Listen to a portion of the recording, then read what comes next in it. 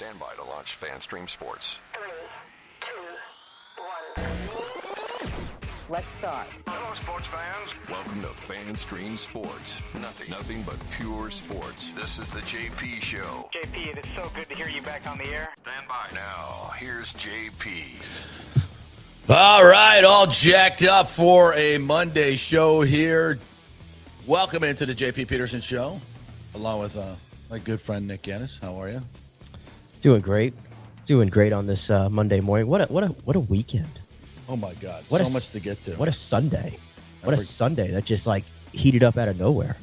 Well, I wasn't watching a whole lot of basketball because I was busy doing the work thing. Right. But then I'm like, oh, Duke's up 19. Yeah. This one's over. Oh, hold on a sec. I'm trying to get our. Why don't you go? Let's do this here. Do solo layout while I fix the backdrop, and you give us a rundown of the show today.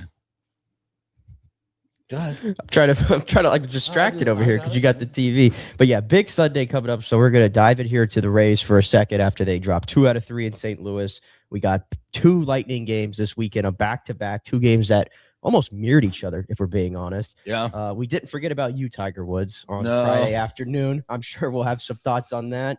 A lot of great memes out there, but the problem is it's not funny anymore. It's turned into not being funny anymore, unfortunately. No, it's totally not funny anymore. A lot going on, though. A lot to get to. Yeah, so we encourage your participation in the comment section. You could do that on YouTube, on our YouTube channel, which I hope you've liked and subscribed to. Also, you could do that on the X machine as well as the JP Peterson Show.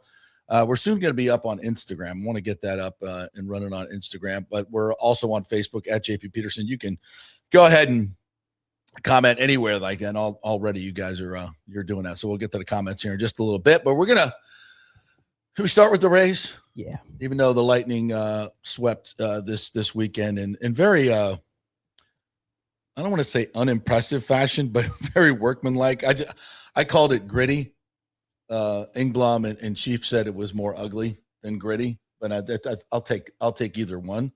But we'll start with the Rays, and Thursday's opener was kind of a little portending things to come with the bullpen. The bullpen has been absolutely dreadful, but 17 hits in 2 of the first 3 games, 41 hits total, even though they're mostly singles. What are they? What's the number you got there, Nicky? Numbers? You got a good stat here.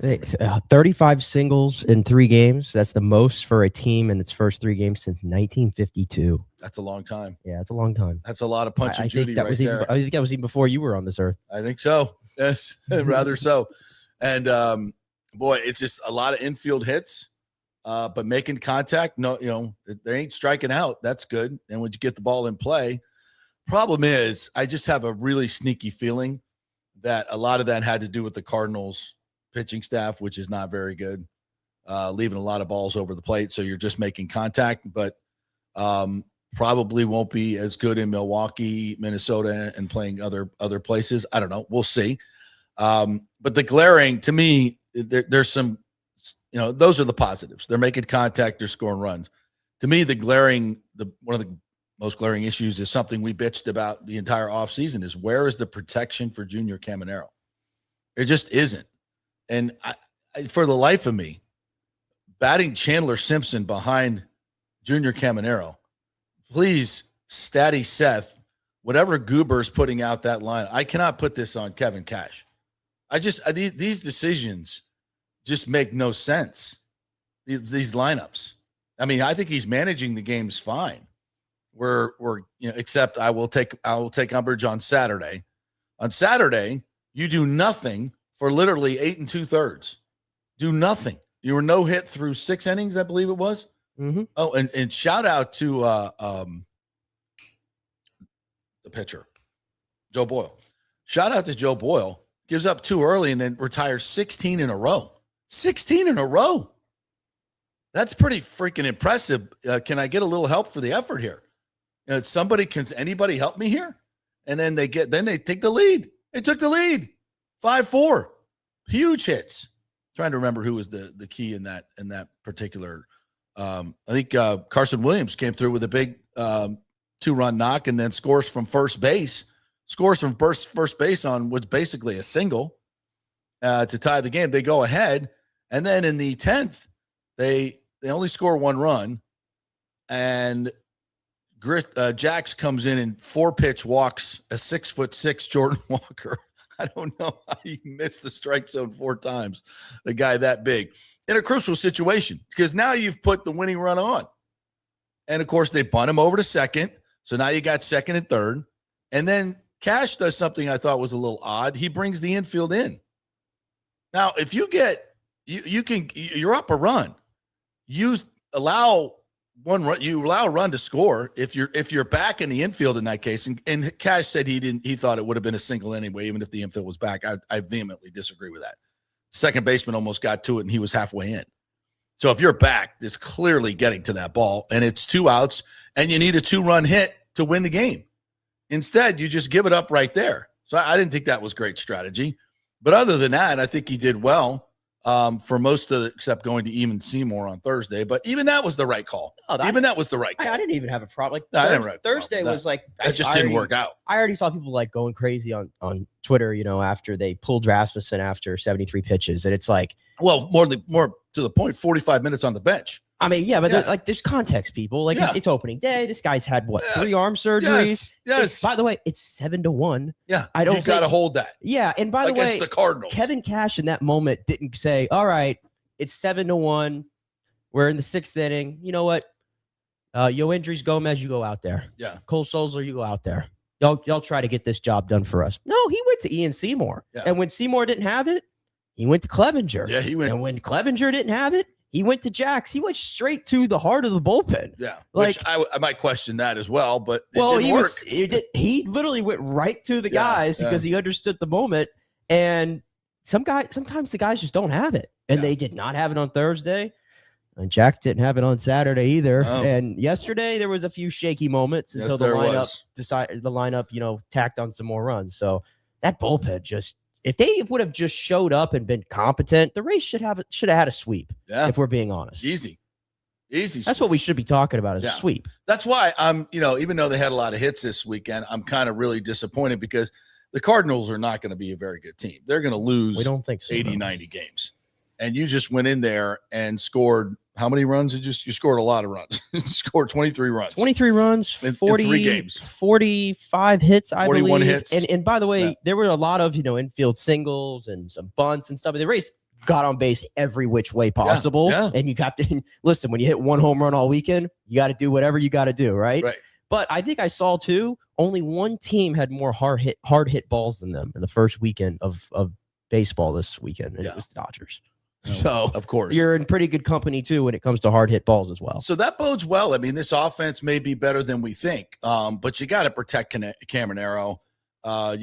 He's going to get jumpy. He's, first game he took his 4 walks, and then now he's starting to chase a little bit because he wants to make an impact. Everybody else is getting to swing the bat in the lineup except him.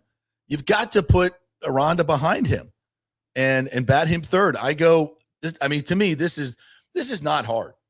This is not hard. It's Chandler Simpson. It's Yandy Diaz. It's Junior Caminero and Jonathan Aranda. This is not hard. We figure everything else out after. This is basic baseball, man. It is basic baseball. And then you put Mullins behind him. And because I want Junior batting with Chandler Simpson dancing around on second base and Aranda in the hole or on deck. That's what I want. And I'm going to say he's going to see a hell of a lot more because he's the one that can do the damage. I don't care how many fastballs Chandler Simpson sees.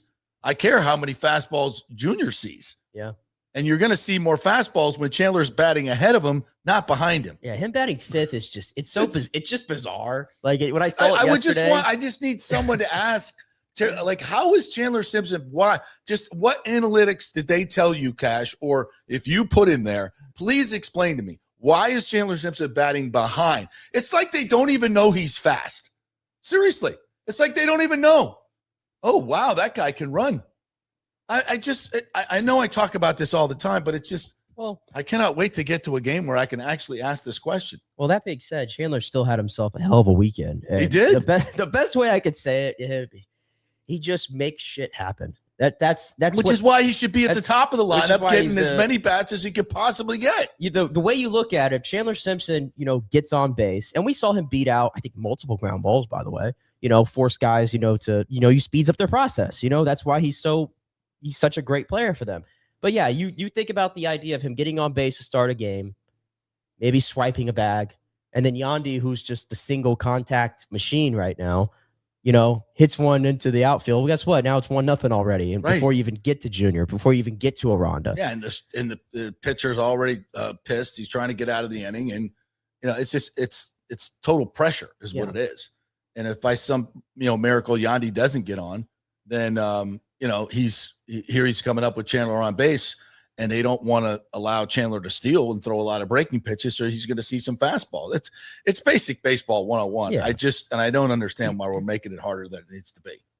Yeah, because I don't know if the weekend, like you said, it's 3 games, right? We don't want it's overreaction Monday. Absolutely, it's not sustainable for them to have 23 runs and 45 hits or whatever in a 3-game series. Their bullpen's not going to be this bad. No way. No. One thing I will say: the starting pitching through 3 games, good.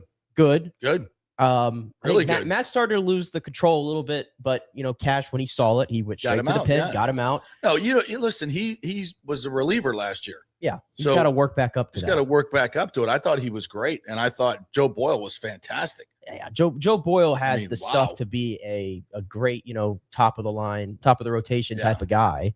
Just as it is with a lot of these young Rays pitchers, it comes down to control with him. Which is all the more reason he should have been the 5th starter, not Nick Martinez, who goes today after a horrible spring. Let's hope he figures it out.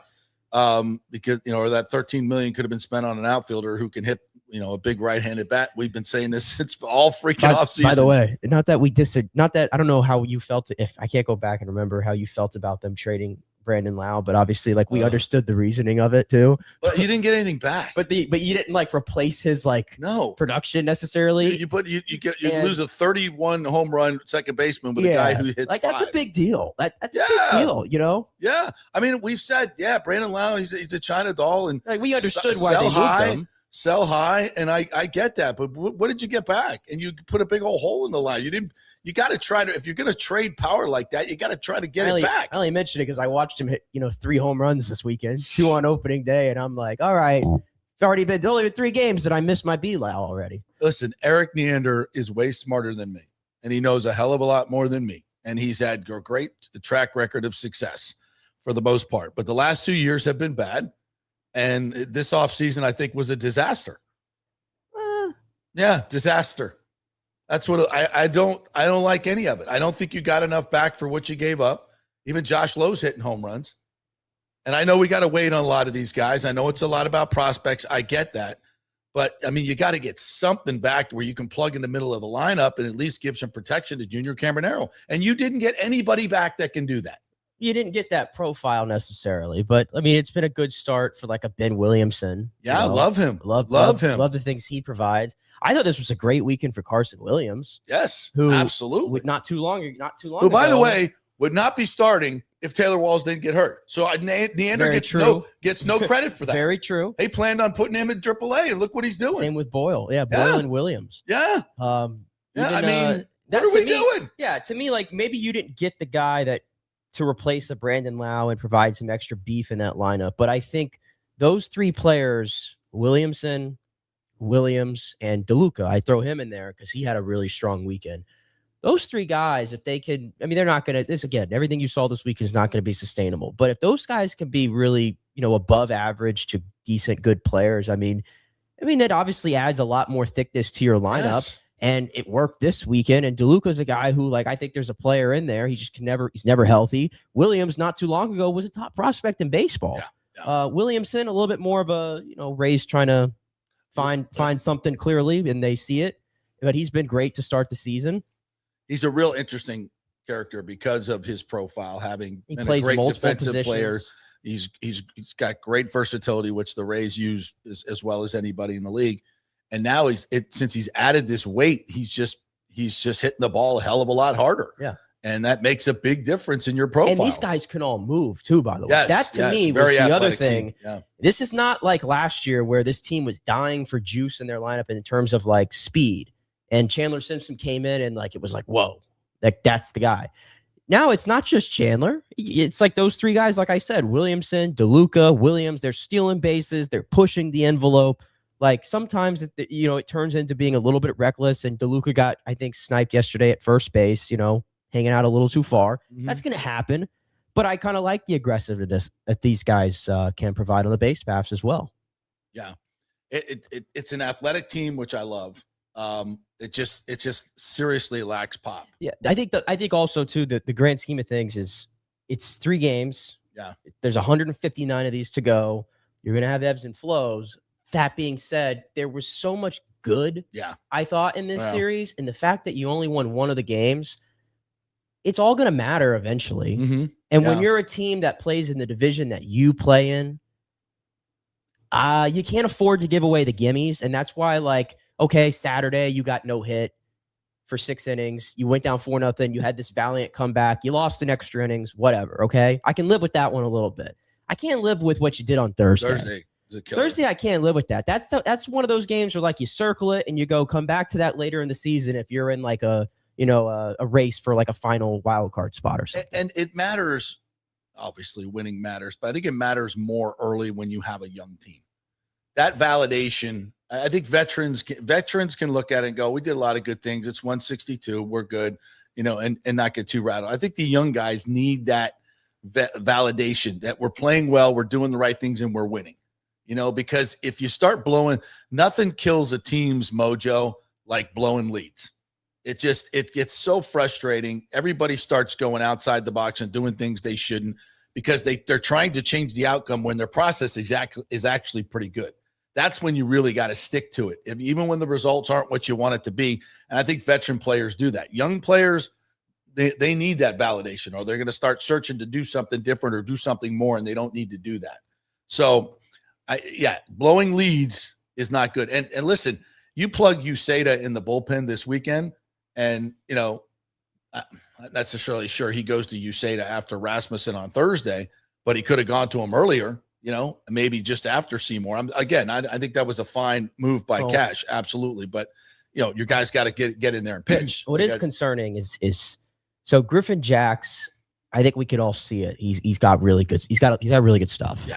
Right. Yeah. Last year was not a good year for him in Minnesota by the normal counting numbers that everybody, like the back of the baseball cards type of stuff, wasn't good for Griffin Jacks.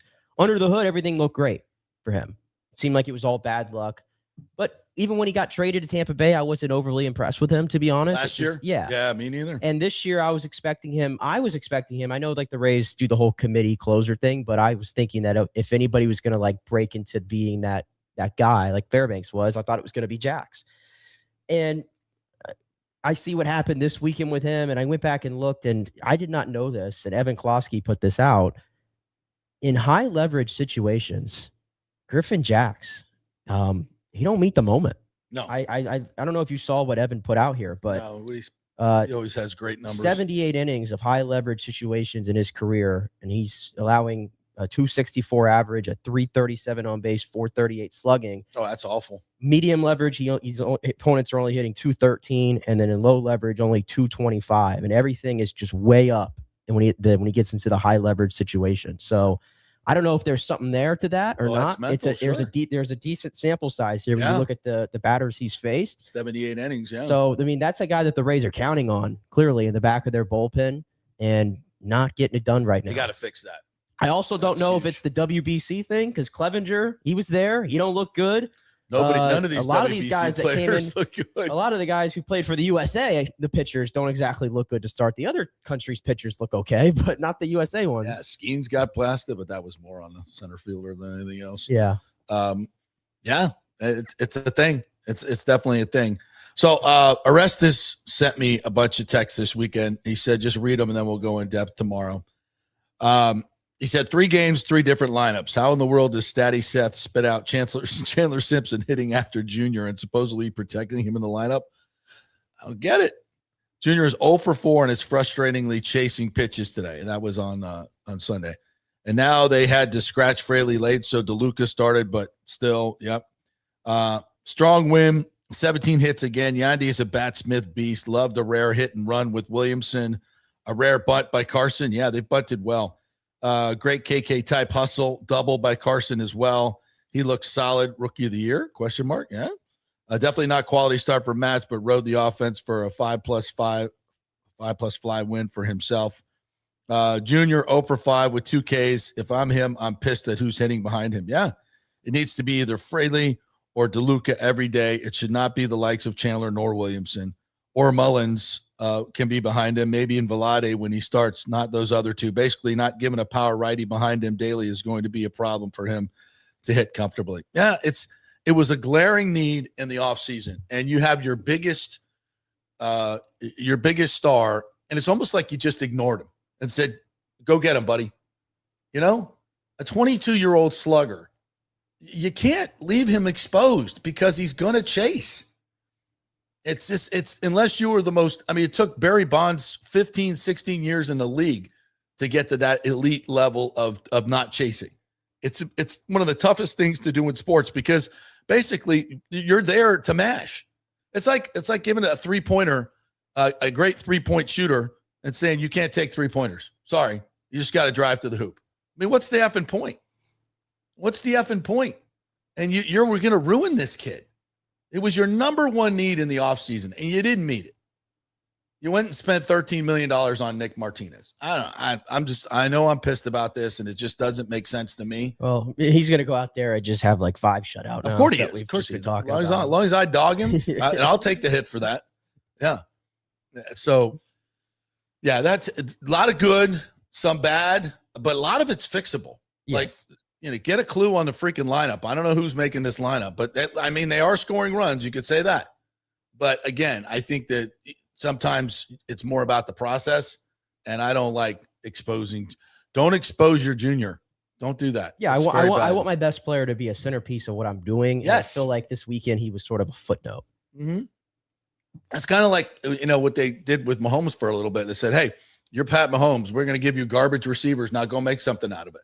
No. You surround them, you make your star even better to carry you. And I just think it's not fair to him, number one, and it's not good baseball. It's just not. We got a lot of chatter here about baseball, so let's hit some of these before we move on to the Lightning. Alejandro, good morning to you. Said the bullpen is part that I will say scares so far, even though the season just started because we lost game 1 and 2 because of them, specifically Griffin Jack's cost game 1 and 2, and he concerns me a bit. Yeah, I'm right there with you, partner. Mike H says, I'm here, and the Rays are in the win column. Yep. Alex Nunn says, Lightning are red freaking hot. Love it. Rays making my blood boil as usual. I know, right? Yes, 40 hits this weekend. Mike H says 6th inning was the best of times. Later at the bottom of the 6th was the worst of times. Yes, absolutely. David Terry says, I'll take the 4 ugly points for the Lightning. Heck yeah. And we'll get to them here in just a second. Mike says, do the Rays have a new hitting coach? Nope. Same guy. Alex Nunn says, there's no doubt in my mind this team can hit without question, but season will come down to Cash and how he manages his pitching staff. Years past, the record isn't so great, but I'll take a W. Did you remember any glaring errors in terms of him handling the pitching staff this week? Yeah. The guy's got to be better. Like Jax has got to be better. That ain't on the manager. Yeah, I mean, he's not wrong for trying to have faith in Griffin Jax based on his pedigree as a pitcher and his stuff in that situation. I do think there's a few things I would tweak with the bullpen, but I understand that Uceda is going to take care of that when he gets here. Like if once Uceda comes up, a Sulzer or an Englert or a Yoendrys Gomez, one of those guys is going to go down, right? When Manny Rodriguez gets back at some time in the middle of the season, another one's going to go down. And of course, there's going to be the inevitable injuries that happens to every team in baseball, but especially the Rays. So there's going to be some movement. I'm sure you're going to see Hunter Biggie, who I think should be on the Major League roster to begin with right now, to be honest with you. Yeah. I don't think he has any business being in AAA. So there's a few things I would tweak there, but he's working with what he has, and I don't think he put a step forward wrong this week. And to answer the question about managing the game. No. Just guys gotta do their thing. Yeah, and the pulling in the infield and the extras, I didn't like that one. James Rexroot said the lineups are horrible. Like we said, it should be Simpson, Diaz Jr., and Jonathan Aranda. Yep. The Rays now have an advertiser patch on their shirt. Of course they do. They have less to pay for. and we'll get to the stadium a little bit later on. I don't want to bog it down just now. David Terry says Simpson needs to be first or ninth. Yeah, it's not hard, guys. It's not hard. Danny says, good morning, gentlemen. Did you see the piece in the Times this morning by Colleen Wright asking, can Rays build a Tampa stadium in 3 years? Atlanta showed, yes, you can do it in 2.5 years, of course. I'll get to that later on. There are some troubling signs, no way. But again, as we predicted, this is going to be where they make the sausage. It's ugly.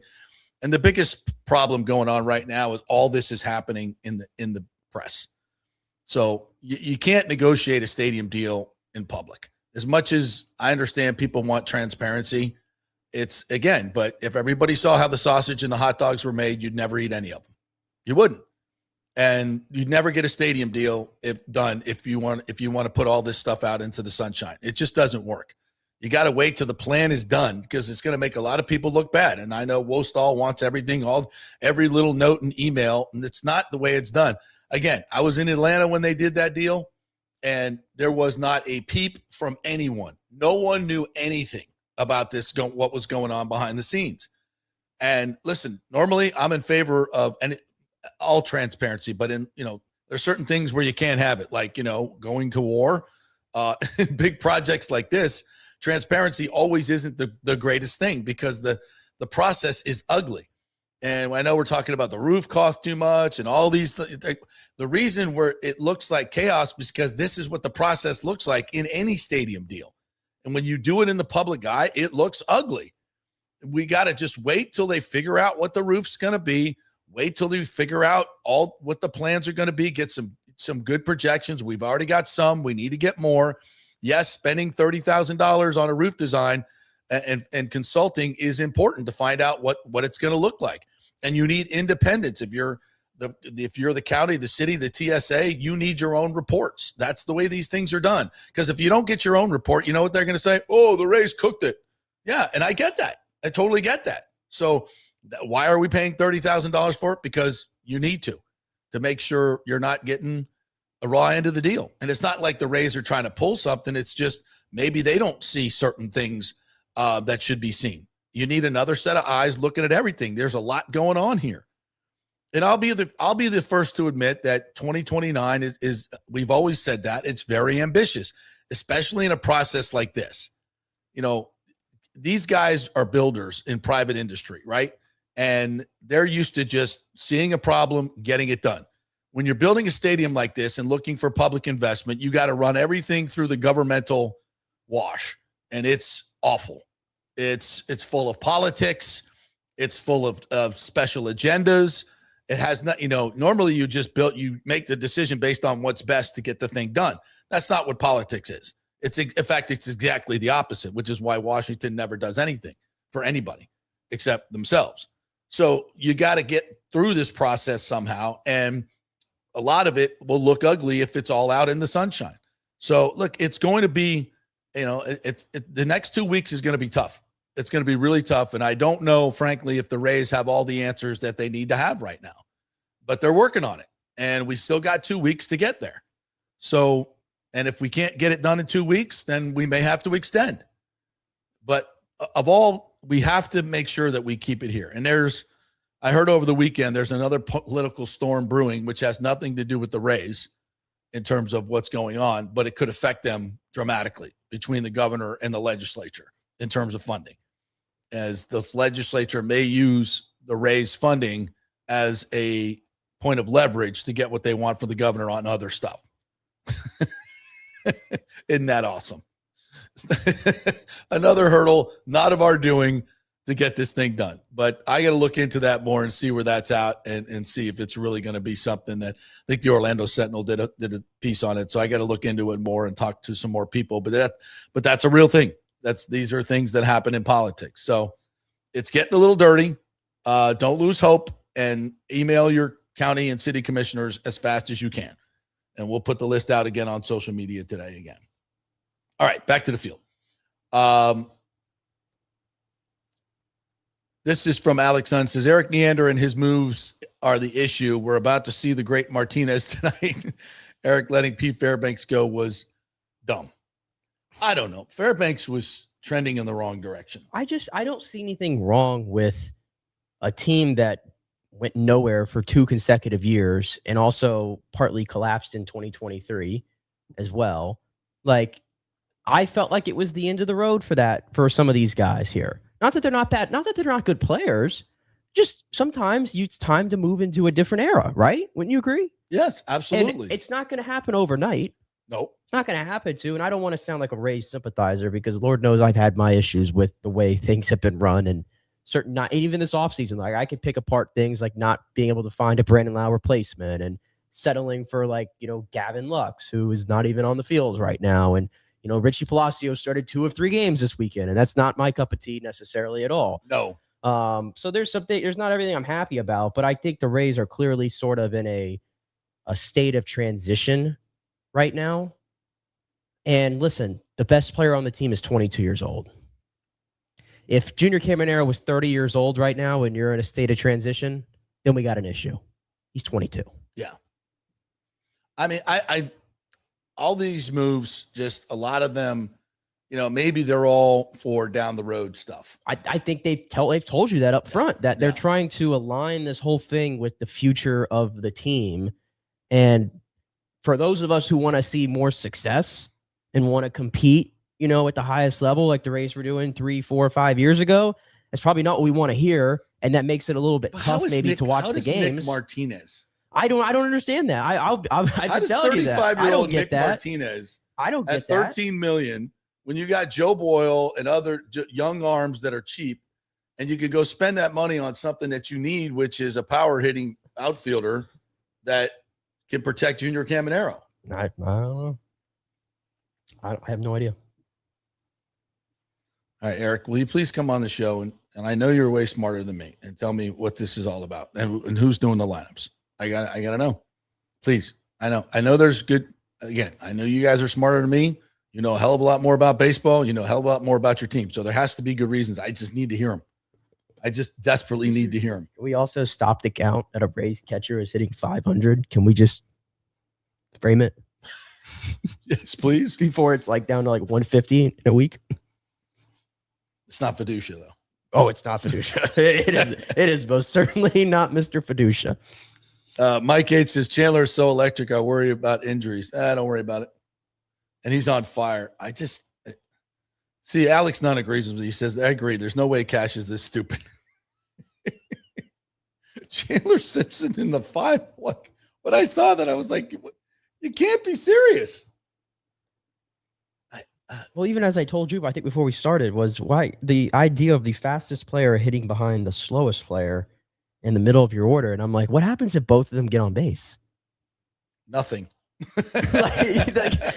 Now that's what happens. Now my weapon over here that could steal 100 bases if he wanted to is he's got an anchor in front of him. All right. Alejandro says, JP, even though you don't like the move, but Yandy as leadoff looks good. And yesterday he only missed 1 hit. Brandon and Josh have done good, but are injury prone. One move that shocked me about his extension. Yeah. Seemed a little early. Yeah. But see, it's just what I always love when you guys talk about Yandy and the leadoff. Oh, he's doing so great. He would hit the same in the 2-hole, but be more effective. It's not about Yandy being a bad hitter. It's about the construction of the lineup. If the Rays had if the Rays had Brandon Lau, let's just plug in Chandler's. What are Chandler's numbers? Let's just plug this in. So far, or just in general? Yeah, for this year. What does he got?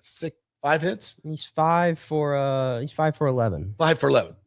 So he starts the game 5 for 11. Mm-hmm. All right. And then Yandy's got what? 9 hits? 9 hits, yeah. That's 5 runs right there. And you still got the rest of the group to go. I mean, Chandler and then Yandy hitting behind him, and then Junior, and then Ron. I mean, that's a bitch. And we got, and listen, and Carson and Williams' son, Ben, do what they've been doing. And I mean, geez, Peach, we got something. But I know runs was not an issue this week, but I just think we're thinking about process. Yeah, we're thinking about process. Yeah. Process over results is usually the way to think about it. Yeah, agreed. Alejandro says Jax has been damaged goods, and hence why we traded Taj, who also damaged goods. Jax hasn't impressed, and his name is the reason why people know and give him credit. Again, the loss in game 1 and 2 was on him. Yeah. And yeah, Usain may be the best reliever in the league. Not having him, I think just having him, you probably win one of those games. Fair? Yeah. Perhaps. Yeah. Lee Encinosis says, different owners, same low payroll. Nothing has changed. MLB needs a salary cap. Dodgers will buy their way to another World Series. Too predictable. Well, I don't think we need to dump on the new ownership just yet. If I'm not mistaken, their payroll is over $100 million for the first time. This is the second highest payroll that the Rays have ever put together. Is it? It's not the first? I don't ever remember us being over 100. They said this is the second. This is the second highest. Well, when you're paying Nick Martinez $13 million. It's insane. Actually, $20 million, I think, total to Nick Martinez and Cedric Mullins. And I'm like, okay. All right. So this is Mike said, the roof is 6 times heavier than expected. Yeah, and I actually watched the Brody Brazil video this weekend. He's bringing up all these things. And again, this is the process. You guys, you not think that they're going to finally figure it out which kind of roof needs to be on here? We've built roof stadiums before. Look, there's no question that this process has been extremely rushed. It has. And it has for a reason. And it's some of it is political because DeSantis is on his way out. They need this to get done now. The different electorates for city and county commissions, the time is now to get this done. And am I a little uncomfortable that it's going this fast? Yes, I am. So there are a lot of things that need to be done, and it's been compressed into a small time frame. But the other thing I would tell you is, again, for political reasons and other reasons that you don't understand, they need to get this done. But also the Rays need to, they need to have these basic answers before the city. And listen, the city and the county and the TSA want this, although there's a lot of people on the TSA or some on the TSA that I don't think understand it and don't get the process. And so many of this, it's the same stuff time and time again. Oh, we're giving money to billionaires, or blah, blah, blah, blah, blah. We have other needs, blah, blah, blah, blah. If you understand how this works, it's an investment where you get much more taxpayer money back, then you could buy more fire trucks with that. That's the way it's working in Cobb County and Texas and every place else they've done this. More money coming in for the general fund. So it's, understand the process. The Rays, not that I don't think they could do a better job messaging it to the public. I mean, Babby is out there every single night doing public forums. I even saw one article say West Tampa wants its say. They want to be heard first. Really? Because we've done about 5 public meetings in West Tampa. I mean, what else does Ken Babby have to do? Go to door in West Tampa and knock on every one of your doors and have a personal conversation? Get off your ass. You want to be heard? Get off your ass and come to these public forums. There have been and there's still many more to be done. So my Lord, I mean, and to, again, write a headline like that, it's like, yeah, what more do you need? He's been there. He's answering questions every night in West Tampa. I didn't see Stu Sternberg doing any of that. He sent his minions out to do that. Mike says, will the old man and his wife be in the background of the first game at the Trop? I don't know. I think, did that guy pass away? Who? The old couple that used to sit and actually he was part of the first stadium initiative, and I forget his name. I shouldn't be the old. That's very disrespectful. Are you talking about that sit right there? Yeah, like right behind home plate. Yeah, and they're always on camera. Yeah, and they're always dressed impeccably. Yeah. It was just, and I wish I knew their names. I feel terrible that I forgot their names. We'll see. We'll see. Yeah, Airweed says 7 more nights of sleep till we get back to the Trop. Let's go, Babby. Can't wait. Yeah, we need some positivity. There's so much negativity out there, and it's drowning out the good stuff. That's why I keep telling you guys, as Rays fans, you need to be the loud majority now. Instead of the loud minority, we need the loud majority, and y'all got to speak up on social media. I know you all have jobs, and you're actually, you don't live in the cesspool that is Twitter, like all these negative people that don't have jobs, or this is their job. Yeah, we gotta be louder than them. We got to be louder than them if it's possible. All right, we'll take a quick break. We got lots more to get to. I get a lot more to get to on the Lightning, obviously.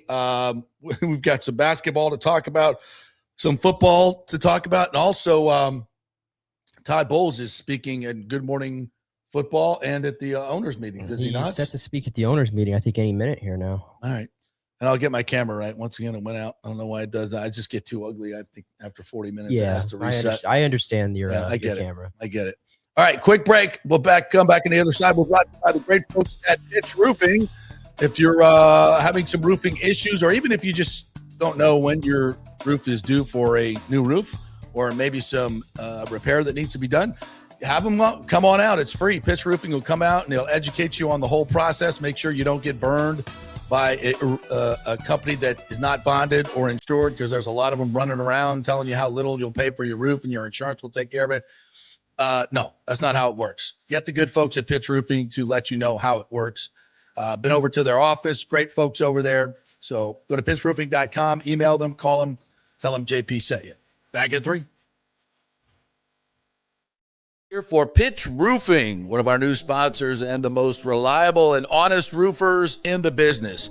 They love the Lightning, and Bolts fans be entered to win a pair of premium Mark Club seats with every free roofing estimate from Pitch Roofing. Seats include food and beverages, early access, premium entry, and a backstage tour of Lightning Vision with yours truly. Always get 2 to 3 estimates when replacing your roof, and be sure to include Pitch as one of those roofing companies. With a free estimate from Pitch, they're not trying to hard sell you. They educate you on your roof and the process. Even if you do not choose Pitch Roofing as your roofer, they want to leave you feeling informed, knowing the different materials and manufacturers, and understanding the process and warranties. Very, very important. Pitch is an Owens Corning preferred contract, Better Business Bureau accredited, and MySafe Florida Home approved. That's very important as well. Pitch prides themselves on full transparency and customer first level of service. They also offer financing options, including 0% plans, ensuring a stress-free experience. Call my friends at Pitch Roofing, 727-67-PITCH. That's 727-677-4824, or go to pitchroofing.com. Pitch Roofing, roofing done right. As the Rays enjoy being back in their Tropicana Field home this season that was ravaged by Hurricane Milton, Italiano Insurance wants to remind us all how important it is to be properly insured. 40% of you are underinsured. That can mean financial disaster. Let the experienced and friendly agents at Italiano shop your policies for the best price and the right coverage. Italiano saved me over $1,000 on our auto insurance last year, over $500 on our homeowners insurance. They can do the same for you. That's a grand slam. Might as well get a double play by adding flood insurance and business insurance to your portfolio. Costs less than you think, and trust me, you do not want to risk your home or personal wealth. That's a whiff. So step up to the plate and call 813-877-7799 and chat with our all-star agents at Italiano Insurance, or call our Boca Grande office at 941-964-0400. JP here for Riveters, the official sports bar and grill of the JP Peterson Show. We're located just south of Ray J and Steinbrenner Field, so it's a great pre- and post-game spot, and the happy hour is amazing. Monday through Friday, 3 to 7. Check out these specials. $3 Bud Light drafts, $4 domestic bottles, $5 wells, $6 premium wells, $6 cocktails like margaritas. That's unheard of. And the Riveters food is freshly made daily. No freezers. Happy hour food specials include $3.50 tacos and barbecue sliders. $6 you get edamame or chips with the beer cheese, which is amazing. $8 buffalo chicken dip, my favorite. The truffle fries, chili cheese fries, also $8 at happy hour, as well as other specials throughout the week, including Taco Tuesdays, you get $3 tacos, and Wing Wednesdays, 7 o'clock to 1 a.m. in the morning, you get our amazing wings, 5 for $5 and $5 wells and wines. That's a good Wednesday night. So if you're tired of the preppy, overpriced, generic sports bars, come see the amazing, friendly bartenders and staff at Riveters, where customer service really matters. Riveters, just south of where the Rays and Bucks play. We'll see you there.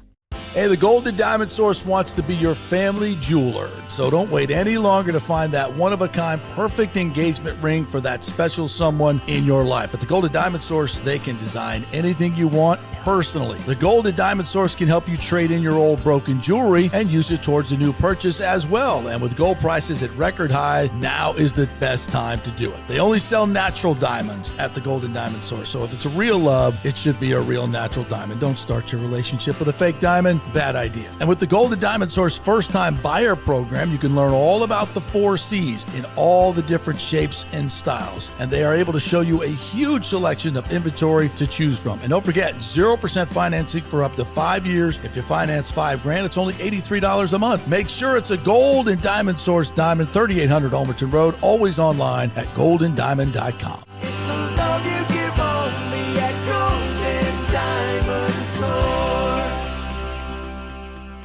Hey, lots going on at Genesis of Tampa, selling amazing vehicles and doing great things in the community. And March is Gray Bull Rescue Military Appreciation Month. A portion of all vehicle purchases go towards a donation to Gray Bull Rescue, who recently saved dozens of Americans from the cartel violence in Mexico. A great organization. St. Patrick's Day is coming up. Wear green, buy green, save green. Wear green to Genesis of Tampa on St. Patrick's Day, March 17th, for $500 off any vehicle in stock. Buy anything green that's green in color, the cars, SUVs, you get $1,000 off. Also, buy a vehicle between March 14th and 17th, and you'll be entered to win a trip to Ireland on us. How about that? Of course, Genesis vehicles are the best in class for value, technology, luxury. And there's a National Genesis Signature event going on currently to get 1.9% financing. Limitations apply. Whether it's the G70, G80, 90 sedans, or the incredible SUV lineup, take a test drive and see what everyone is talking about. It's special. Genesis of Tampa, 801 East Bears Avenue. Tell them JP sent you. Let's go. Right now, back to the show on FanStream Sports. All right, welcome back to the JP Peterson Show, your independent voice in sports, and the Tampa Bay voice that you trust, right? You trust us, hopefully. We wouldn't lie to you, as far as you know. We thank all the great sponsors that we have, including Riveters. Riveters, the best sports bar in all of South Tampa, all of Tampa Bay. For my business, I can tell you that. Great wings. You judge every sports bar by its wings, right? I think that's what If you got bad wings, you have no sport. Yeah, exactly. You got to have great wings, and they have the best I've ever had, because they make all their sauces fresh. And because you have the medium wings, the big juicy medium wings, and then you medium sauce, and then you dunk them in that fresh blue cheese. Oh, it just doesn't get any better than that. And great happy hour 3 to 7, and drink specials during all Rays games, all kind of liquor drinks. So if you want to go watch the Rays, there's no better place than River, especially this time of year when you got the indoor-outdoor thing going. Absolutely fabulous. You know where it is, right there on Dale Mabry, just south of the stadium, just north of 275, next to that their spaceship. Yeah, got to have good service, too. I went to a sports bar, which shall not be named, on Saturday. Not go ahead. If it suck, name it. Very call them out. Very clearly told them, we all alerted them that we were in between our hockey games on Saturday afternoon, and we needed to get in. And we needed to get out. Right. And service so your roller bad. hockey games, your personal hockey games, not Lightning games. Correct. Our National Ball Hockey League games, which, by the way, I wish I could show y'all on the camera. I got a oof. You took one? Oh, I took one. All right. I kind of want to show the camera here, but sure. you're going to have to see everything up here. Yeah. Look at this. Oh, damn. Look at that. That's a ball mark? You guys can see it. There it is. Is that a ball mark? That is a ball mark, right? Whoa. There. I didn't think they hurt that bad. Oh, it hurt. It hurt. I was like, you're going to have to wear protective clothing. No, literally. I was standing in front of the net, I'm trying to get a greasy goal, and the shot came from the point, and he got all of it, and I had nowhere to go. I turned and wham. And it was like one of those where like everybody stopped for like 5 seconds. And I felt like I got the wind knocked out of me for a second. And then I looked to my left and the ball was a plastic ball. It hurts, man. And I looked to my left and the ball's in the corner and I'm like, gotta go. And I actually ended the shift with a nice assist. So it was worth it to me. It was worth it to me. There you go. But that's still, being a hockey player right there. I'm still in a little bit of a boy. But then I finished the game. I felt Corey great. Perry's dying laughing at you. Then I got home and I was like, oh, it really hurts. And I'm like putting ice on it and everything. And I'm walking up the stairs. Walking and going down the stairs has been the hardest thing for the last 2 days. Now you're going to put the baby right on that and go, oh. No, literally. I had her on me last night laying in bed. And she's like literally like jamming her like hand into it. I'm like, stop, please. Oh, good stuff. All right. See, somebody wanted a father story from you. So there you go. That was a good one. I'll get you another one later. That's a good one. All right. Let's talk a little hockey here. This is the Lightning are now 6-0-2 in their last 8. And 4 of those games, they spotted the other team 2 goals and came back to get points, as they did on Saturday against Ottawa. And I don't know what's going on. Cooper says it's fatigue, but you would say if they were tired, wouldn't they fall down in the third period if they were tired? Why are they starting so slow? And I think what he means is mental fatigue. Yeah. It's just hard for them to get going at the beginning of the game. And then once they get into their rhythm and then they once they feel the game, then they turn up the heat and they get to their game. And not that they ever got to their game yesterday. I think even all weekend without Kucherov, I think a lot of guys are just like, okay, what do we do now? Like, how do we create plays? How do we create scoring chances? I mean, yesterday I looked up and because I didn't think they were playing that poorly. They had 3.5 minutes of offensive zone time in the first period, but through 17 minutes, they had no shots on goal. Mm-hmm. Goose egg. I'm like, how do we not have a shot on goal? Now, they did hit the post. Hagel hit the post during that time, but that doesn't count as a shot on goal. Twice. Yeah. So it's not like they weren't creating some chances, but once again, passing on too many grade A opportunities, overpassing once again, and Hagel did that 2 or 3 times. And without Kucherov out there, they just have to be dirty and stay dirty.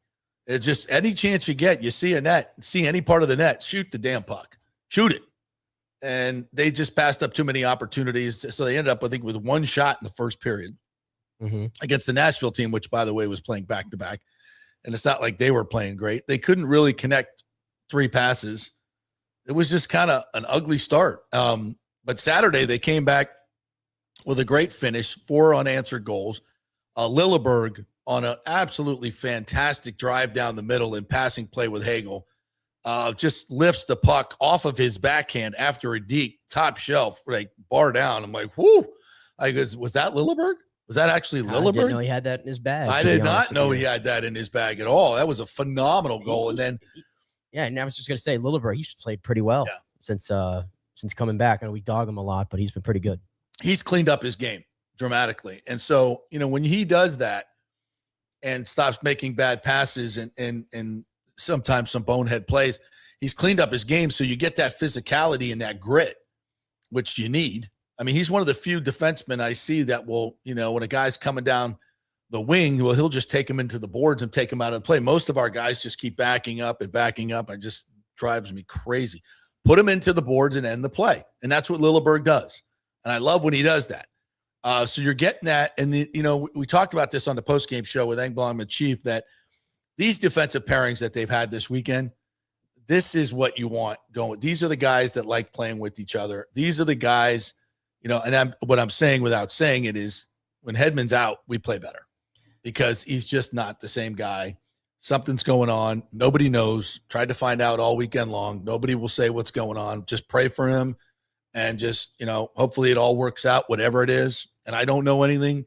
There's lots of stuff going around. We don't need to speculate on anything. It's just, we'll wait till we hear what's going on and just hope for the best. But from a hockey standpoint, there's no doubt that this is the group that you want on the ice. And I think going into the playoffs, if they can stay healthy with this group, I think they got a really good shot. That's kind of the reason I think, because once they get down, then they kind of like on Saturday, I think Ottawa scored on the first shift and then make midway through the first. And then for the next 50 minutes, they got nothing. Yeah. And then yesterday, JoJo, I thought was great. 29 saves on 31 shots. In the last 5 or 6 minutes, I was sitting down low there and, on that end, and he made some incredible saves. I would have to say 5 or 6 saves when it was 3-2 that kept it there. And I actually said, it was LaRue's parents were sitting right next to us from Nashville, and great folks. And I just said to them, I said, man, I feel one coming. And they're like, yeah, you could just feel it. Like it was going to overtime. There was just too much pressure. And JoJo stood up. He made some great saves. And then as a team, they really defended well in the end. Wasn't much offense to be had, but there was a couple shifts in the last from the 3-2 mark that Hagel was involved with, Yanni Gord, where they kept it in the offensive zone. But it was a good finish, and they got the win 3-2. So they sweep the weekend back-to-back series, and now they're in first place, 6-0-2 in their last 8. Hard to without Kucherov this weekend. I was going to say, I mean, if you're winning back-to-back, if you're doing a back-to-back against two pretty, I mean, I would call Ottawa and Nashville pretty game teams. I mean, well, they're both in the playoffs. They're both, I mean, Nashville's holding on to the last playoff spot, and then desperate. Ottawa is 2 points out. So both teams playing at the highest importance of games that you could play. The Lightning playing for basically at this point, fine-tuning things, maybe getting the top seed in the Atlantic Division in the entire conference, right? Yeah. That's exactly what they're playing for too. And to get a full 4 points without Nikita Kucherov on the ice, I don't really care what it looked like. Yeah. I'll take it. Yeah. I'll take it. You take what you had and you bag those points and you just keep it moving. I echo what you said about Johansson. He just seems to always get the short end of the stick. He's always going to play on the second half of a back-to-back for the most part. We know it. He's going to deal with a fatigued hockey team. They usually play their worst defensive hockey in front of them. Yep. I'm watching that first period. Every time. I could have done anything else but watch that first period yesterday. That first period, I got to be honest with you, it was ugly. Was disgusting. It was bad. There was really bad. There was no glory in the hockey that was being played by either team. Nashville was horrendous too in that period. But it definitely, business picked up there in probably the later second period and the third period, obviously, when there was a flurry of goals there. Yeah, the business picked up. But at this point, the Lightning, you're only got, 9 games left to go in the regular season? Yeah. You're just fine-tuning things. You're trying to, peak at the right time here as you go into the postseason and figure out who you're going to play. And that right now is way up in the air because the Eastern Conference is just an absolute gauntlet right now. I think if you go look at it, every team really outside of New York, Florida, and Toronto is still got an outside shot, I think, to get a playoff spot. So that's basically what the Lightning are looking ahead to right now. But fine tune those things. I think there was no reason, obviously, for Kucherov to play in either of these games if he didn't have to. I think he's dealing with a severe flu. Yeah, I'm sure the Hart Trophy voters are going to hold it against him now. Yeah, for sure. Yeah, and it was smart to give him the weekend off because you got Montreal coming in Tuesday. Actually, he's probably pissed that he couldn't play. Yeah, of course he probably somewhere. He was somewhere in the depths of that stadium, just no, they probably had to lock him up at home. They'd stay away from the team. He was somewhere probably with his arms folded and not happy. Yeah, of course. But hopefully that'll mean he'll come out Tuesday night with another 5-point night because he needs to make up for the weekend. So Montreal's coming in here. Good plucky team. Yeah. They're more than plucky now. They're a good team. There's no question. Marty's got him rolling. 5 in a row. Yeah, they play a lot like Marty did. They've stuck with Marty through some, while he kind of learned his way through the game, and I think they're starting to see the fruits of that labor. And we'll see what this team looks like in playoff time, and if their goaltending is going to be good enough, we'll see. But this is a team that concerns me, and I think the Lightning need to see how they match up against them. Yeah, because you still might have to. I might see them in the first round. Yeah, if you don't finish ahead of Buffalo, then Montreal, guess what? That's going to be the team you see, and that's the difference here. If you win your division, right now you're slated to play Columbus, who's been just smoking hot since I think was it Bonus that's there now? Yep. Since Bonus took over. Ottawa, Detroit, Philadelphia. It's going to be one of those teams.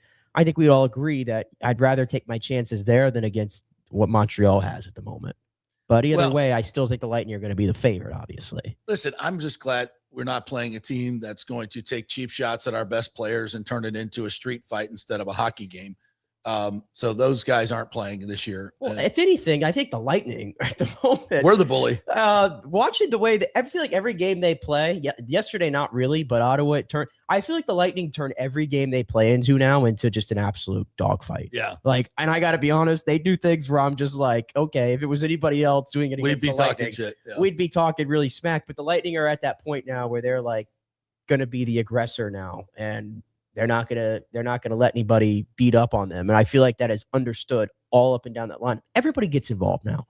Usually with the Lightning, you used to see certain guys would get involved. Everyone gets involved now. Yeah. Yeah. Well, I kind of like it. Because it's playoff time, and I'm not talking about cheap shots. And John Hill asked, "What did Chernak do to get the 10-minute misconduct at the end of the game?"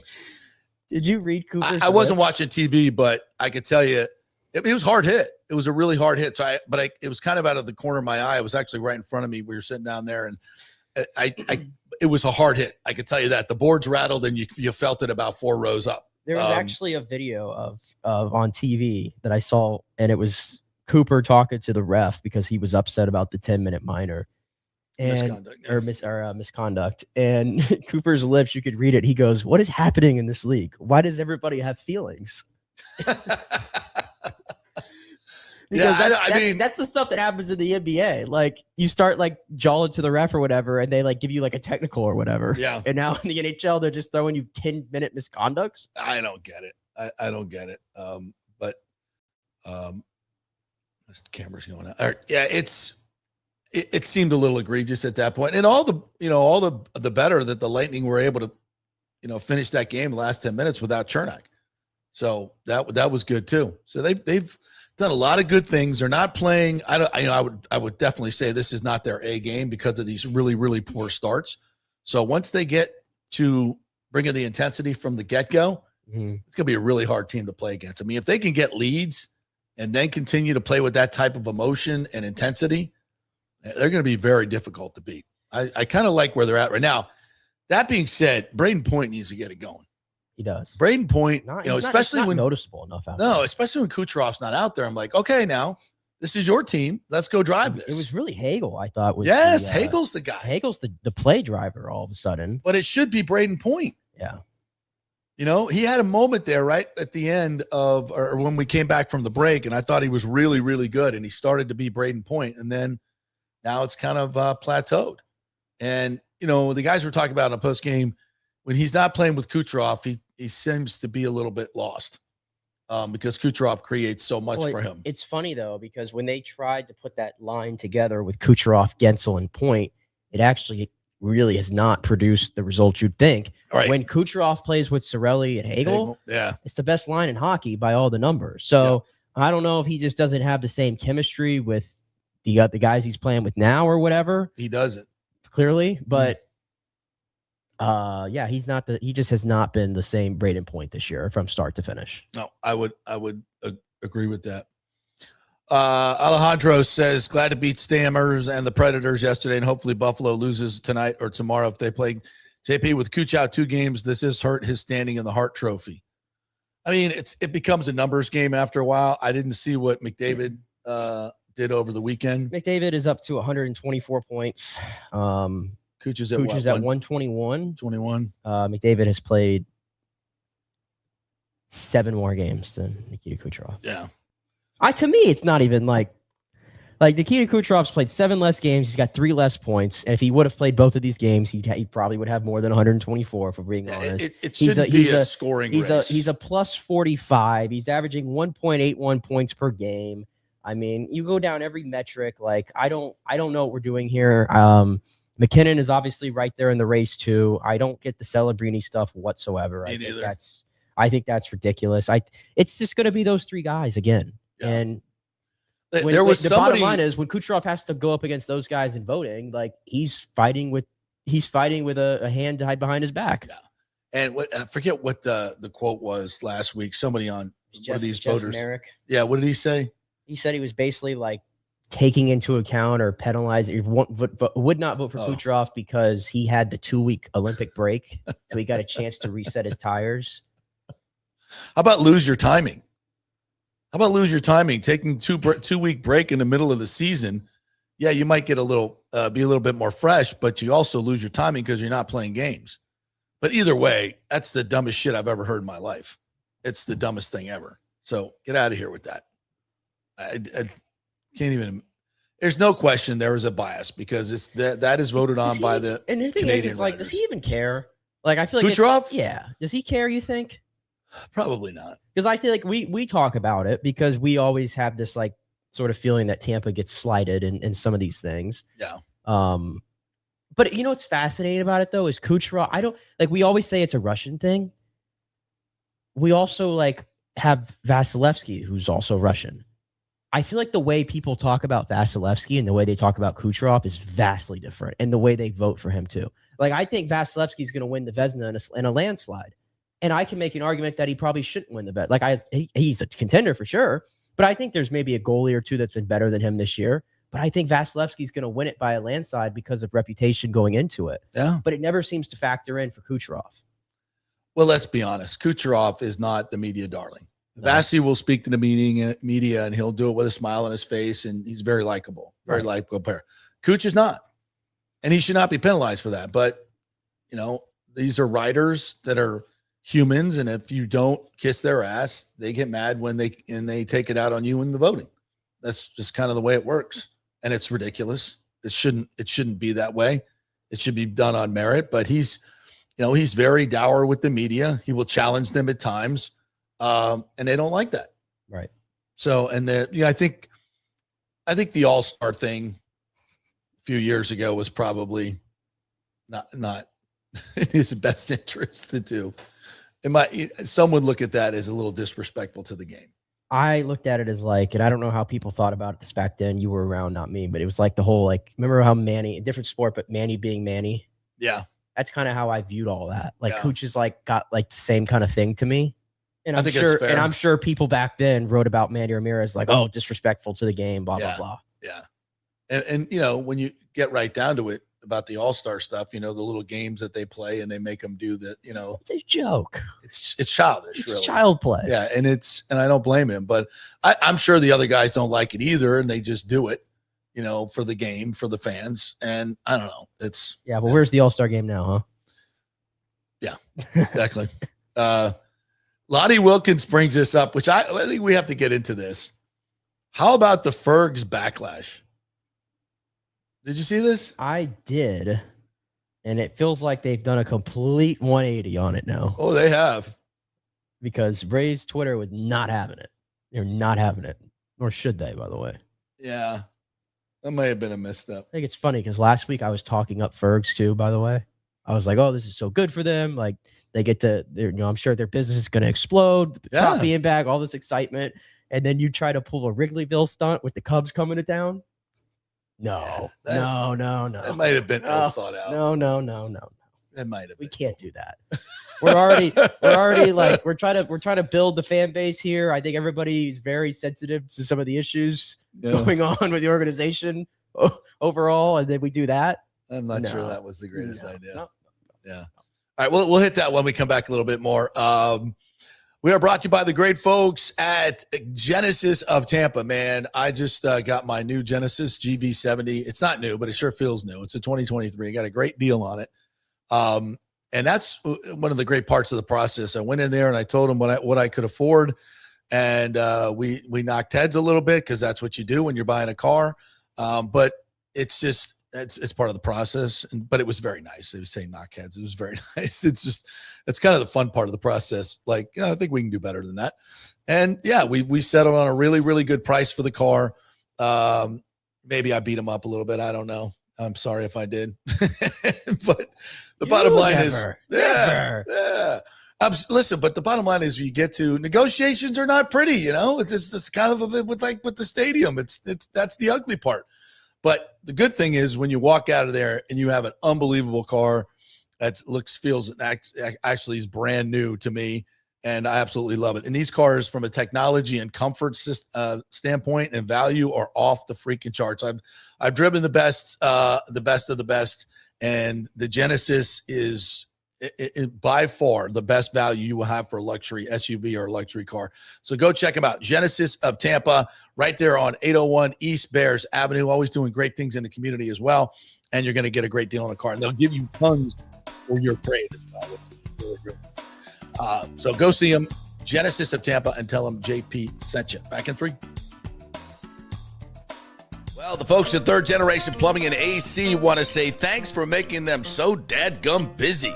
Of course, advertising on your favorite Tampa Bay sports talk show helps, but it's their incredible customer service, honesty, and integrity that have earned them tons of 5-star reviews. And now you could be part of the team at Third Generation. Yes, they are so slammed, they need to hire more certified AC technicians and plumbers. It's a great family business to work for. My buddy John Rodriguez runs an old school family business since 1995. They pay well, give you all the holidays off, and they offer great benefits. No cold corporate atmosphere here. You're part of the family.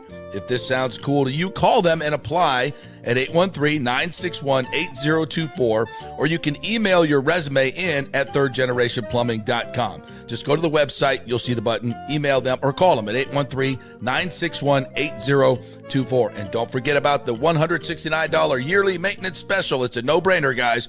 thirdgenerationplumbing.com, and they also do AC. Ciao, Paolo Tini here, owner of Caffè Paradiso, voted number 3 People's Choice Award on Open Table.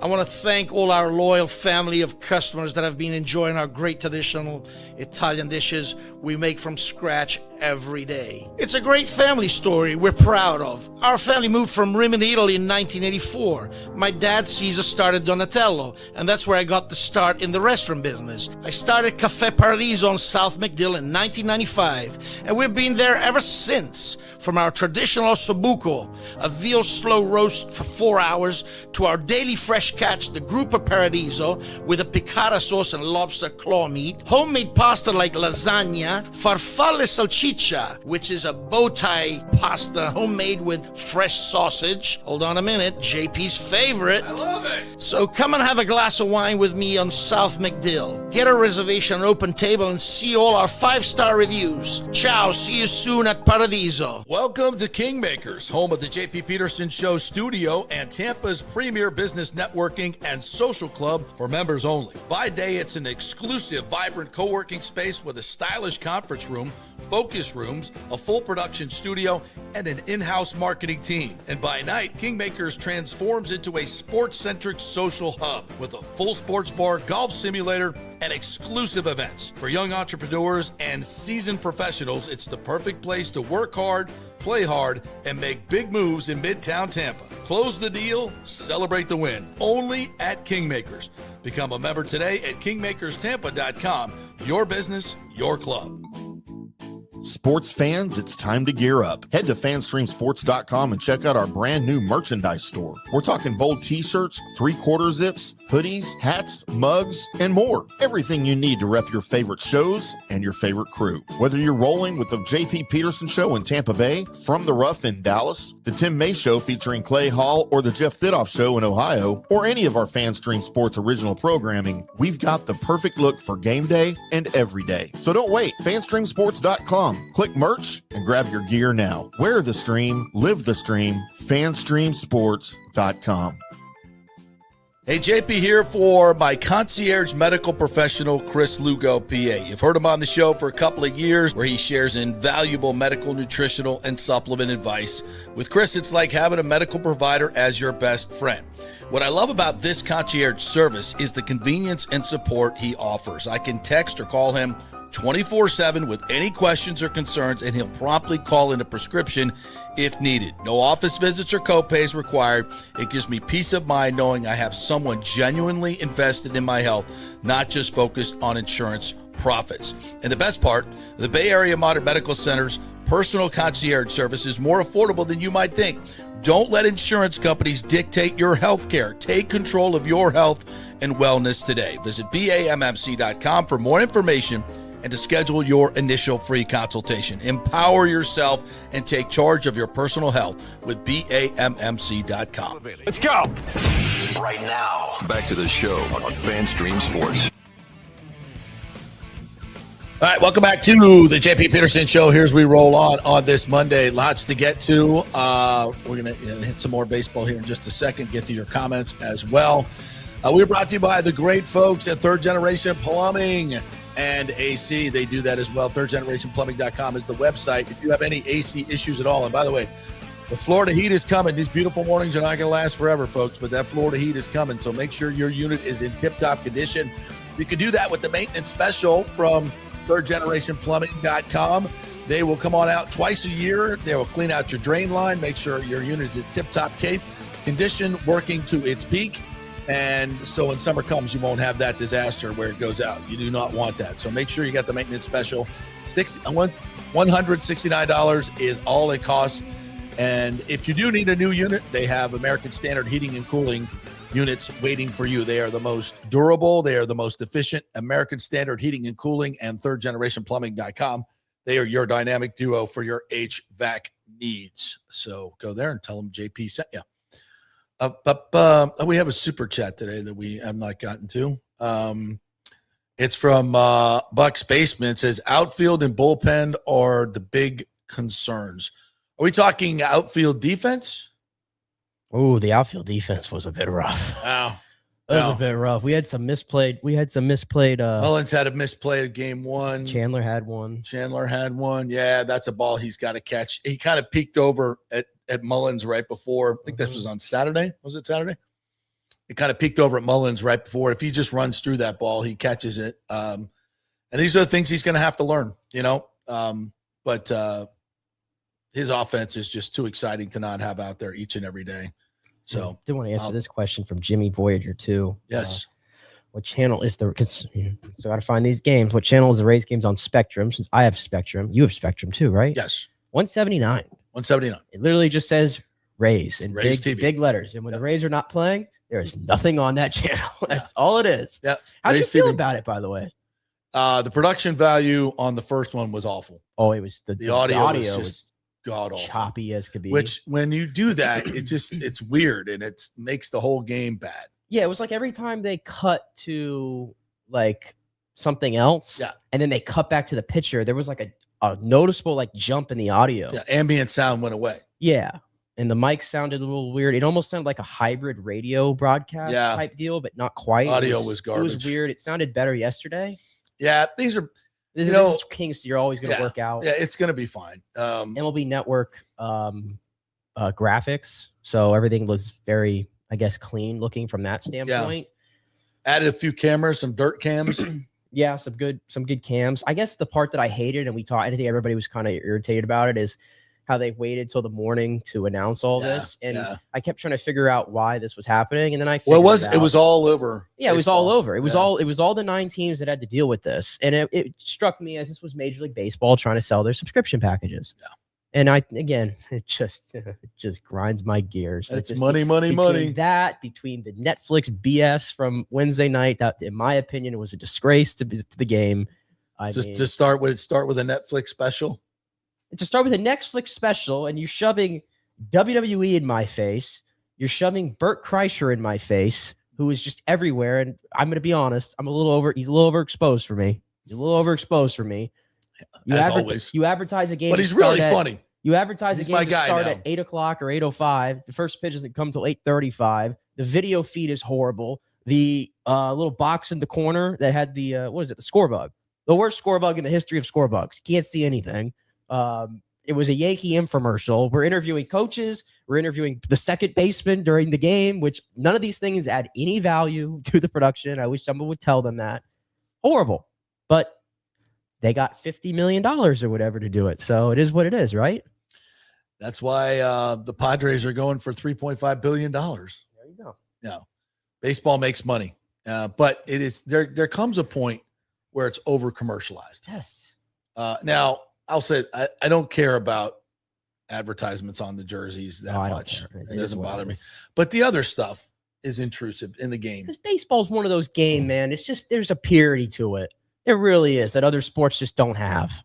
Like it doesn't have to be Augusta National, but there's a point where enough is enough. It's the same way how I felt about like watching hockey at the Olympics, and then when I came back to the NHL, I was like, wow, I didn't realize how much I really appreciated watching a game with ads not flickering on the boards the entire time. Like, true. Yeah. I didn't realize how much I just enjoyed watching it straight up, you know? Yeah, I didn't even think about that. Yeah, I had to get adjusted to it. Much, but we've just become numb to it now. Yeah. But it's just, I think baseball's the one game that you have to really be careful about how you mess with things. Yeah, and I don't know why, but I was watching the game on Sunday. Was it Sunday's game? They kind of all blend together. May have been Saturday's game. And I feel like with Dwayne and BA, there was a lot of dead air.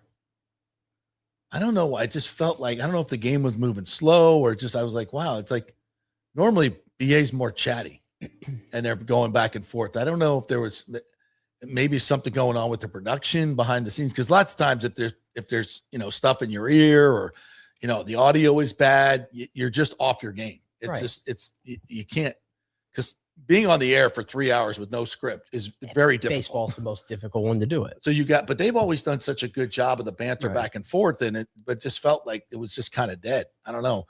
And then, they've cut back drastically on the pregame and postgame shows.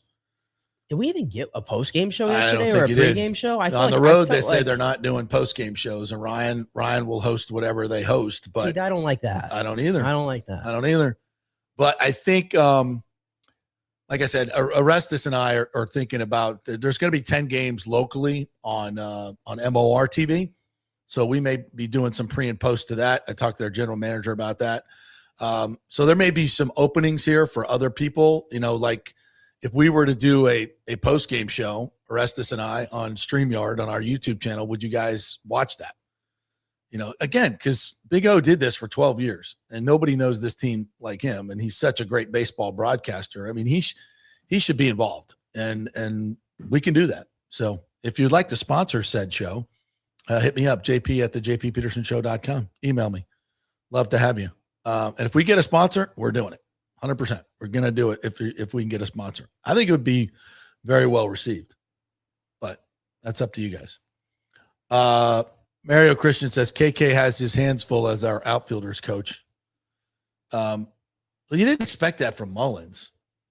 I'm trying to remember if we had Fraley had a gaff in right field too. Oh, Fraley had he misplayed one. Yeah. Everything for him on Saturday was rough. Yeah. Yeah. You drill down on this team. If you had a gun to your head, 88 wins or 78 wins? I think it's going to be somewhere in the middle. No, you got to pick one or the other. I mean, because of the division they play in, 78. Yeah. I think, but if you want my honest opinion, I think the Rays are I think they're somewhere around an 83, 82 win ball club.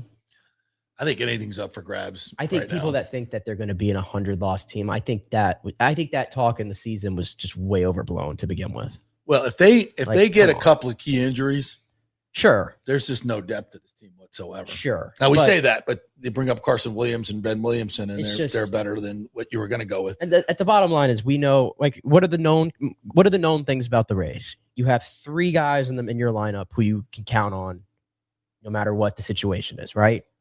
You have, Pepio's hurt right now, but in theory, if McClanahan gets back to his best, which is a big if, Boyle looks good, your rotation is going to be really good, point being. And your bullpen should not be this bad. No, and it'll be better when you say that. But even then, these guys will be better. It should not be this bad. So, like, if you start doing it, like, the idea that the Rays were going to be some 65-win ball team, go look at some of the other teams around the league. They ain't the Rockies, okay? They're not that. Yeah. All right, let's get to some other things, because I want to get all these comments in as well. But also, Tiger Woods. This happened on Friday afternoon, and I shouldn't be laughing about it because at this point, he's become a menace. He's become a menace, and he's lucky that he has not killed someone. Extremely lucky, especially the California crash. Himself. Yeah, or himself. The California crash was just by the grace of God that because he crossed 2 traffic lanes that are normally very busy in a big ass truck and going at about 75 miles an hour and probably fell asleep at the wheel. And there's a lot of talk about, he refused the blood test because he probably knew what that was going to show. His breathalyzer came back clean, so he wasn't under the influence of alcohol. We don't really know the details of the crash. I think are a little murky. Something about him trying to pass a truck that was in his. He was, first of all, in his gated community where you probably shouldn't be going more than 25 miles an hour. I don't care what you hit. You shouldn't be turning over a truck. No. Like there's a lot of stuff that just, and it's clear that through all these incidents, he's been totally coddled by law enforcement. I mean, how many times do you have to, fall asleep at the wheel and another one dragged out of the car and you're completely high on something? I mean, it looks a lot like somebody who's addicted to opiates, and he's been to rehab. And there's just no reason on God's green earth that this dude should be behind the wheel. He should not have a license, number one. His license needs to be revoked. He should not be allowed to drive a car. True. I mean, he's just by the grace of God that he hasn't killed somebody, including himself. And at this point, I'm more worried about others than him because these are choices that he's made. I know that sounds cold and nasty, but yeah, anybody crying tears for Tiger Woods, hell no. You need to get a grip. No. First of all, you don't know the guy. Yeah. Stop crying tears for people you don't know. When it comes to celebrities, sometimes that's just one of my bugaboos. Sometimes, certain situations for sure. But like this guy, he's 50 years old. He's a grown man, okay, who's been in the public spotlight his entire life. Yeah, he is. When you talk about the hierarchy of athletes in the world, there's the Messis, the Ronaldos, the Michael Jordans, the Tiger Woods. Yeah, he's on that short list. Yeah, can't miss him where he goes. And probably at the top. We got to stop making excuses for the guy. Yep. He's 50 years old. And this has happened over and over and over, and everybody gives him chances. And no matter what Tiger Woods does, no matter how many screw-ups this guy has had in his life, and he is a majorly flawed human, the fact that he is probably the greatest golfer of all time and one of the most transcendent athletes of all time, everybody's just ready to welcome him back with open arms. And everybody forgets about all his transgressions. Hand up, guilty of it. Did I want like hell to see Tiger Woods playing at Augusta National in 2 weeks? Hell yeah. Damn right I did. Even if he was going to go out there and shoot 10 over, I didn't care. I wanted to watch him because more so than any golfer that plays on tour right now, including Mr. Scheffler, nobody moves the needle like Tiger Woods. I don't like TGL. It ain't my thing. Did I sit there on Tuesday to watch him hit 9 shots? You're damn right I did. How'd he hit him, by the way? Not good. Like that's just the reality of it. But this guy needs serious help. And honestly, I have this theory, and I know we shouldn't speculate, but he clearly needs help. But I have this theory that's like, if this is what it takes for him to feel comfortable enough to go and play professional golf, well, then I'm sorry, but you probably need to just stop. Yeah. Because that's what it reads to me. And you can't. Is that the only way for him to be able to play professional golf at the level that he wants to is he has to shoot himself up with so many painkillers and opioids or whatever the hell he's doing for him to feel comfortable. But then he does stuff like this, and that's not a healthy way to live anyway. No. You already can look at his leg. The guy looks like he has there's no muscle left on his leg that he had the surgery on. Like, I just think it needs to stop. It just needs to stop. Like, I don't want to remember Tiger Woods this way. And you're getting to a point where it's going to be hard to not look at it this way. You know, as over the weekend, I watched, there's a great thing on YouTube on the 2019 Masters. It's fantastic. And I just got so wrapped up in Tiger. And then I got mad at him. Because, you know, if he doesn't get in that car, and remember the California crash, the Genesis he was in, by the way, saved his life. That's how those cars are built. That SUV saved his life. And I was mad because there's no reason he should have been behind the wheel of that car that day. He was going to a photo shoot. How the hell he hasn't had a driver since he was like 20 years old? Like a driver. Like you're worth billions of dollars. You could have a full-time driver security guard. You should never be behind the wheel. And not to, the biggest fact is you could have killed a lot of people that day, but you ruined such a great comeback. Like he won the Masters in 2019. Right. Like he could have got to Jack's record if he just didn't get behind the wheel of a fucking car. Like I was mad. I was like, damn you, Tiger. Because after that crash, he was never going to play again. He was never going to play again. That thing wrenched his leg. And I'll never forget Dr. McLaren coming on this show. And he got some great intel on that injury and has dealt with that injury because he was an Army medic and saw paratroopers. And that's a paratrooper injury. What happened to his leg, all of it. He said there's no way he's going to be able to play truly competitive golf again. And he hasn't since then. And damn it, we could be on the precipice of him playing at Augusta again. Because I think if he doesn't get that at age 50, he's still very competitive. Even with all the other injuries. I mean, he won the Masters. He won the Masters at what, 44? Yeah. 43? Yeah. After not Did he playing? have 3 more in him? Hell yeah, he did. At Augusta alone, he would have been competitive every year. Like, I mean, Phil Mickelson won his major, at 48? Yeah. And even now, like Phil on his best day in his 50s, he has every now and then he runs into a day where it's like, oh wow, Phil's there on the leaderboard. And look at Adam Scott. He's what, 47? Yeah, Justin Rose, career renaissance in his 40s. Yeah. I mean, it's very possible, but he's done so much damage to himself. I mean, beyond that too, like he had back surgery. He announced like couple weeks ago he had back surgery in October again. Yeah. I mean, how many back surgeries has he had? A lot. Like, and that's more of a product probably of the way he swung the golf club, in the late 90s and early 2000s more than anything. Yeah, and also doing SEAL training and stupid shit like that. He is just he's just one of those guys where everything he does, it's just very fascinating to everybody, like his life in the last 25 years of it, really. But massively flawed human, amazing golfer, but someone that we have got to stop making excuses for. You say massively flawed human. Yes, but also human. Right. I mean, we're all flawed. We're all Right. massively flawed. And there are times, Tiger was, he was part frat boy, part superhero, part, just everything. He's done a lot. He's had a lot of interesting relationships in his life. I mean, because he can, and who are we to judge any of that stuff off the, but anybody who knows Tiger and lived with him through his heyday and covered him and was part of the business, Tiger was a dick. He was to a lot of people. When he was in his heyday, he was a jerk to a lot of different people. And he used his power like a club sometimes. Mm-hmm. And on media and people that challenged him. You didn't want to be if you were in the golf business, you did not want to be on the wrong side of Tiger Woods. So, yeah, there was a lot of ass kissing and enabling going on, too much enabling going on for my and you know what? All these people that were making tons of money off of Tiger and enabling the whole time, you probably cut his prime. Well, I don't want to say prime, but you probably cut his golf career short by about 10 years by allowing him to get behind a wheel. At some point, somebody should have said, that's it, Tigers. Well, you're not ever. Here's your driver. Here's your security guard. He's not leaving your side. And that's just the way it's going to be.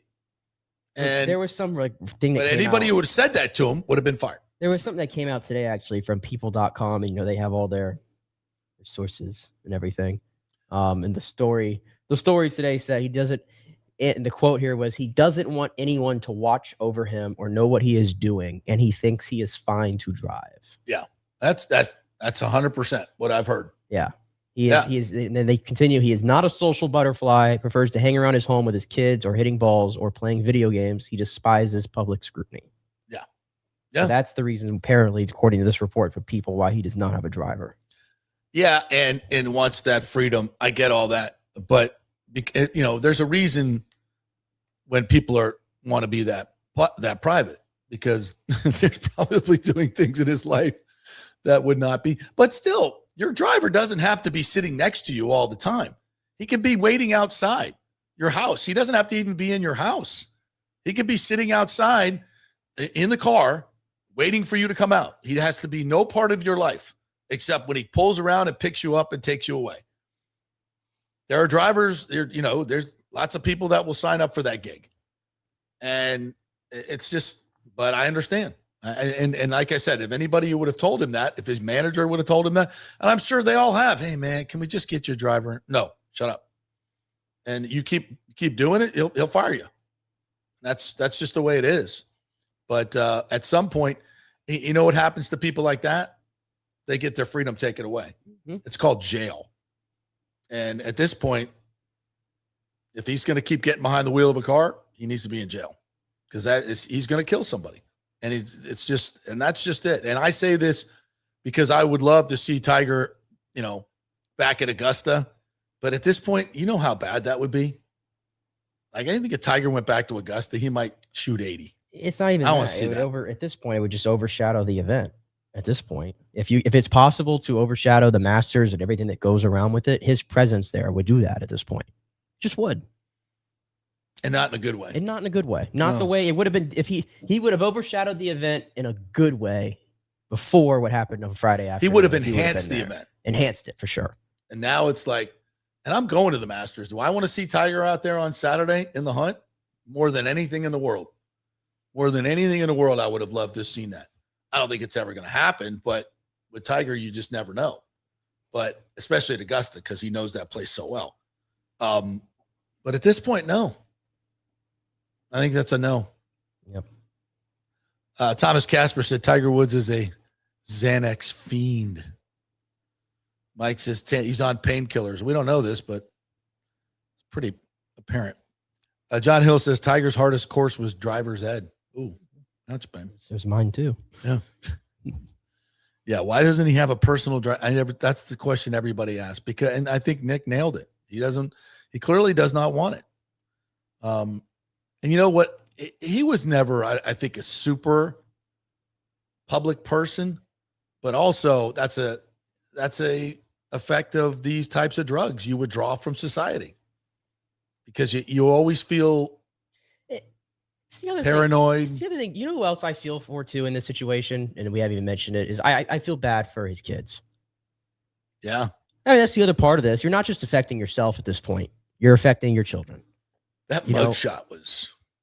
That shot of him in the car. Like, I mean, how do you think that? I mean, that you already think about the fact that you're like, I just think about Charlie Woods, for example. Like, you're already the son of Tiger Woods. You're doing the same thing that your dad is doing. You can't imagine the expectation that you have to live up to, right? And you're already in the spotlight, everything you do. And now he's going off to Florida State, like he's beginning his golf career for real now. And then your dad's doing stuff like this. It just makes it more difficult, right? It just adds more layers to it. And that's why I just can't grasp it. Like, why? Just why cannot we be smarter here? It's called addiction. I don't know. Yeah. It's tough. Plays Blues Wolf says no sympathy. He's to be chauffeured in grand style. He's putting other people's lives at risk. Lose your license and jail time. Yeah. And listen, there's a protocol for this. If you refuse the blood test, you lose your license, and there could be jail time because he's a repeat offender. Oh, what did he sit? Didn't he sit in jail for 8 hours? Mm-hmm. Mike says, I did a job for Michael Jordan's agent. They had a lot of stories to tell me. Yeah.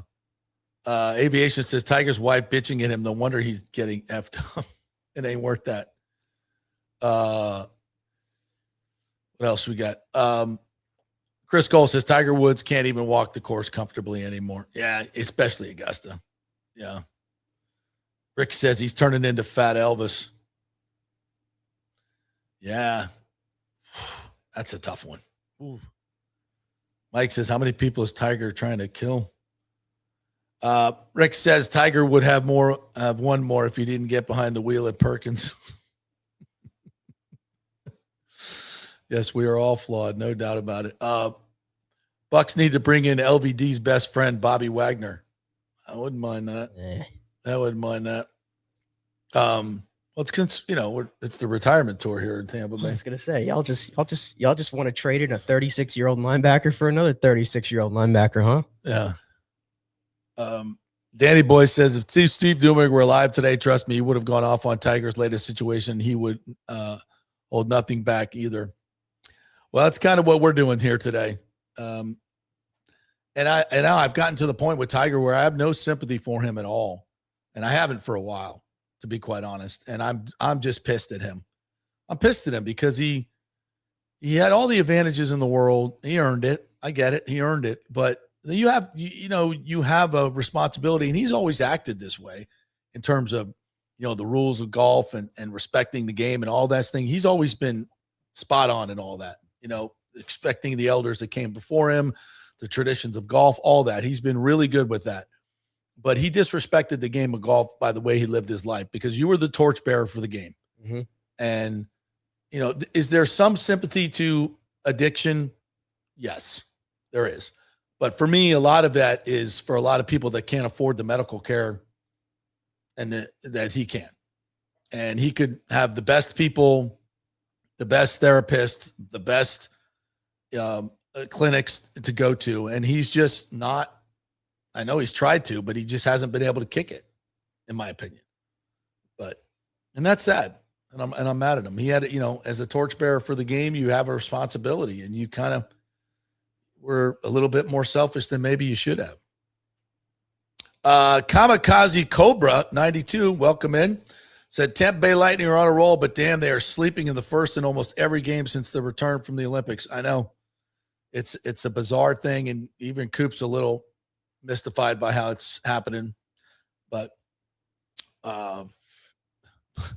Blaze Blues Wolf says the Bucs are the over 55 inactive adult retirement community now. It's watching also on YouTube. Jason Light did a sit down interview for the website, and Casey Phillips did the interview, and it was it's a lot of what Jason will probably say today. When you look at it specifically, they did address their needs. They went and got an inside linebacker, a veteran inside linebacker, which we wanted to, but maybe a guy in my mind that's a little past his prime, in Anzalone. The other guy, Roseboom, is just a spot filler. He's worse than. By the way, he's worse than Dennis. Or Devin. If he's on the field, then we have issues. We have major issues. Yeah. But he led the Panthers in tackles. He's not even a good special team. I just hate it. I terrible. hate it. It's terrible signing. And then Muhammad, it's like, of all the edge rushers that were out there, that's the guy you got. He's a good player. He's okay. If he was a good player, he would have been on, a little bit more in demand. Well, he had 30, a good season. He's 31. He had a good season. He's been a rotational player all his life. He's a third pass rusher. He's Logan Hall. Hey, he's better than Logan Hall. No. He's meaner than Logan Hall. I can tell you that. No, that's Ashawn Robinson. Who again is, you give me him 5 years ago, I'm all in. Anzalone 5 years ago, I'm all in. Muhammad 5 years ago, good stuff. But that's not how this is working. I mean, you look at what the Panthers did and look at what the Bucs did. We're like taking their rejects and they're getting the younger, better guys. Spending the money. Yeah, did they overpay for Jalen Phillips? Sure, but let's see. I would have rather overpaid for him than did what we did. I'd take Devin Lloyd and Jalen Phillips over Anzalone and Muhammad. Wouldn't you? I mean, what are we even talking about here? Listen, I agree. The Bucs addressed their needs. They just didn't address them to a point that I think they're going to see a major spike in their win column because of it.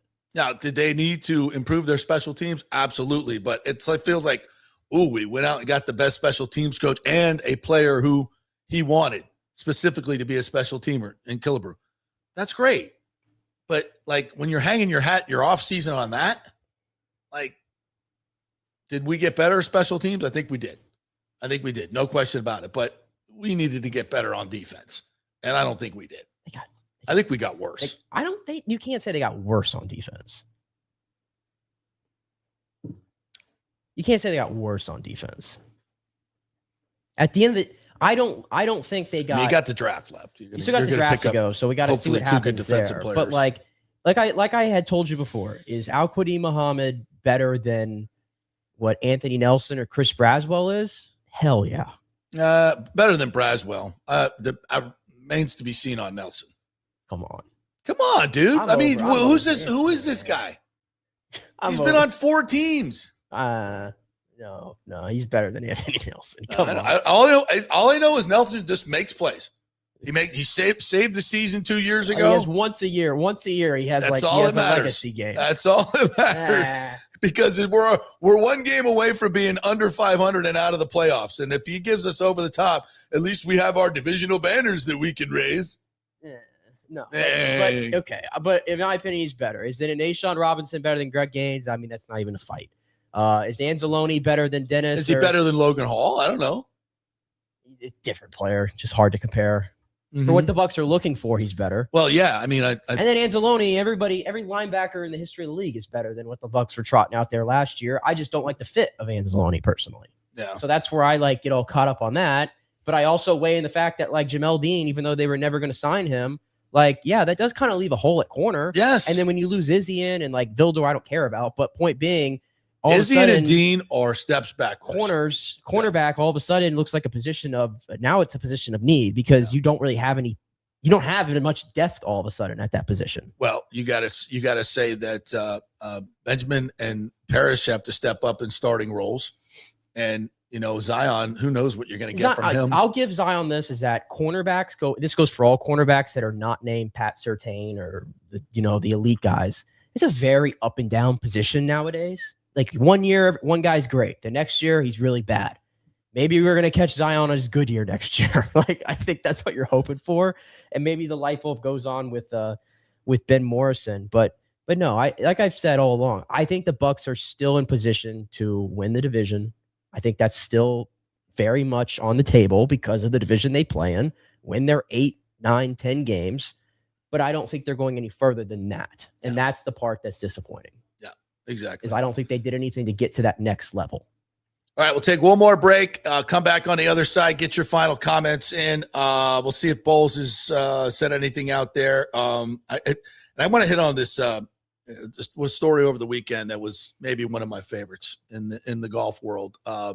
Really good guy, Gary Woodland. Incredible story that was revealed. So we'll do that when we come back on the other side. We're brought to you by the great folks at Cafe Paradiso. We're looking for that fantastic Italian meal, and it's been far too long since I've been over there. Go see my man Paulo and his group over there, always cooking up fantastic traditional Italian favorites. If you want to, so often I go out to dinner right now and you spend so much money and it's just a bad experience. It's never bad at Cafe Paradiso. It is absolutely quintessential, great Italian food. You feel like you're right there in Rome or Venice. It's fantastic. Go see my man there on South MacDill at Cafe Paradiso. Back in 3.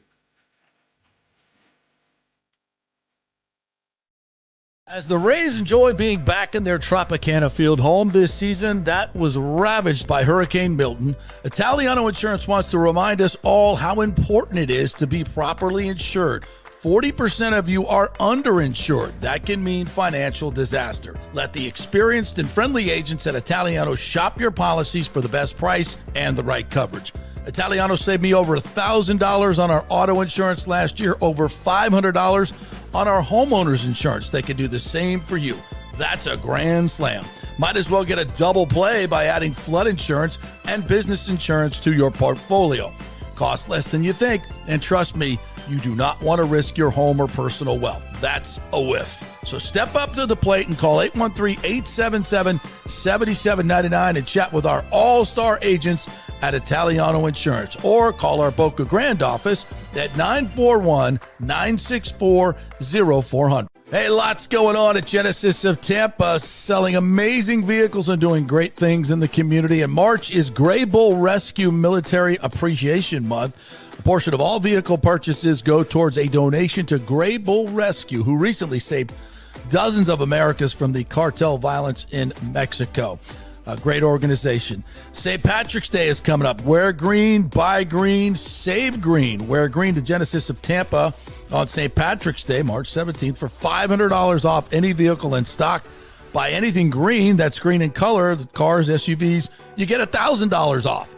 Also, buy a vehicle between March 14th and 17th, and you'll be entered to win a trip to Ireland on us. How about that?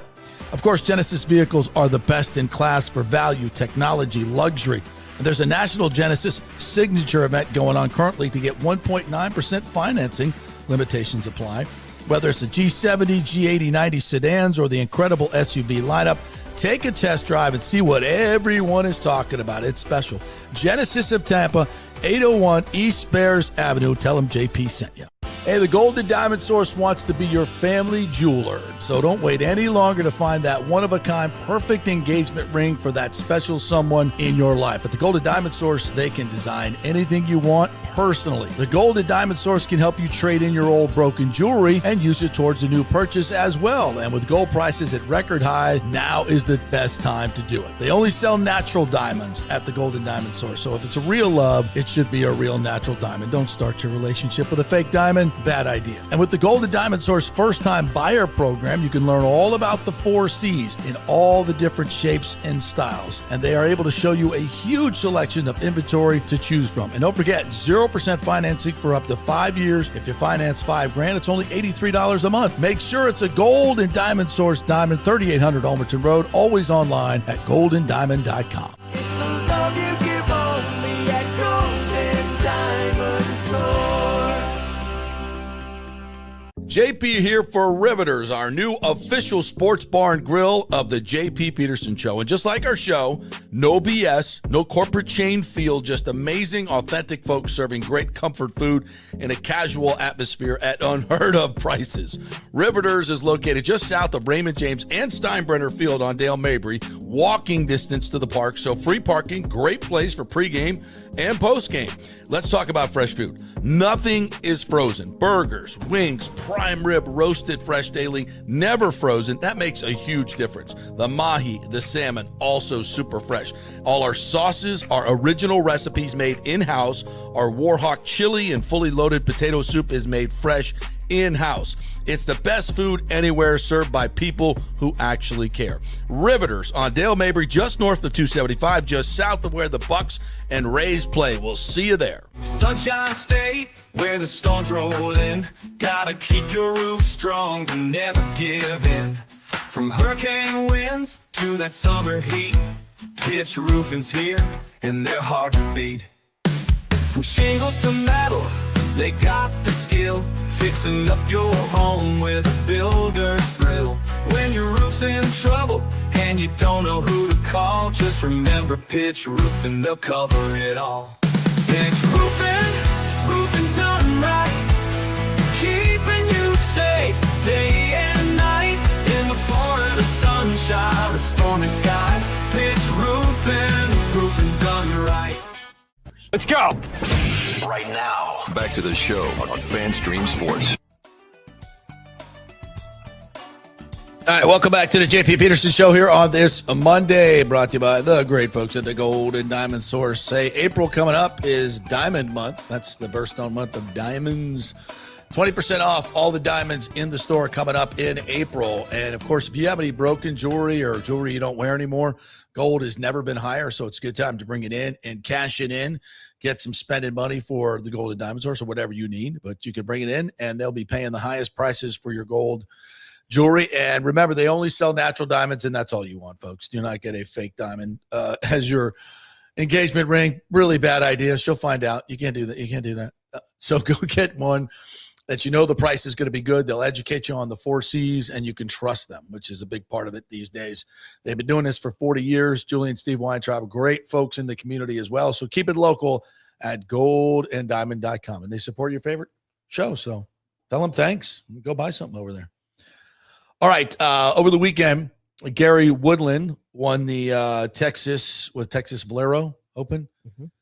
By 5 shots, and that's not the big story. The big story is Gary Woodland, who, by the way, won the Valspar back in 2018 and the 2019 U.S. Open, was one of the great young players in golf, fell on some hard times, had a brain tumor, and the brain tumor was sitting in an area that affected certain emotions in your brain, and he got it removed and came back to play a craniotomy.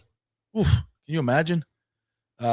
Obviously affects your nervous system, but what happened to him was he basically got PTSD, like what happens to people returning from battle and war. And he would be sobbing in the middle of rounds and have to go into the porta potties to just let it all out. I mean, if you could imagine, just going out into public was very, very difficult. And people, sudden moves around him made him really, really nervous and anxious.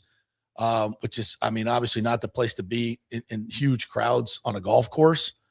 And he overcame all of it to win a golf tournament this week and decided to go public about this post-traumatic stress disorder that he's been dealing with.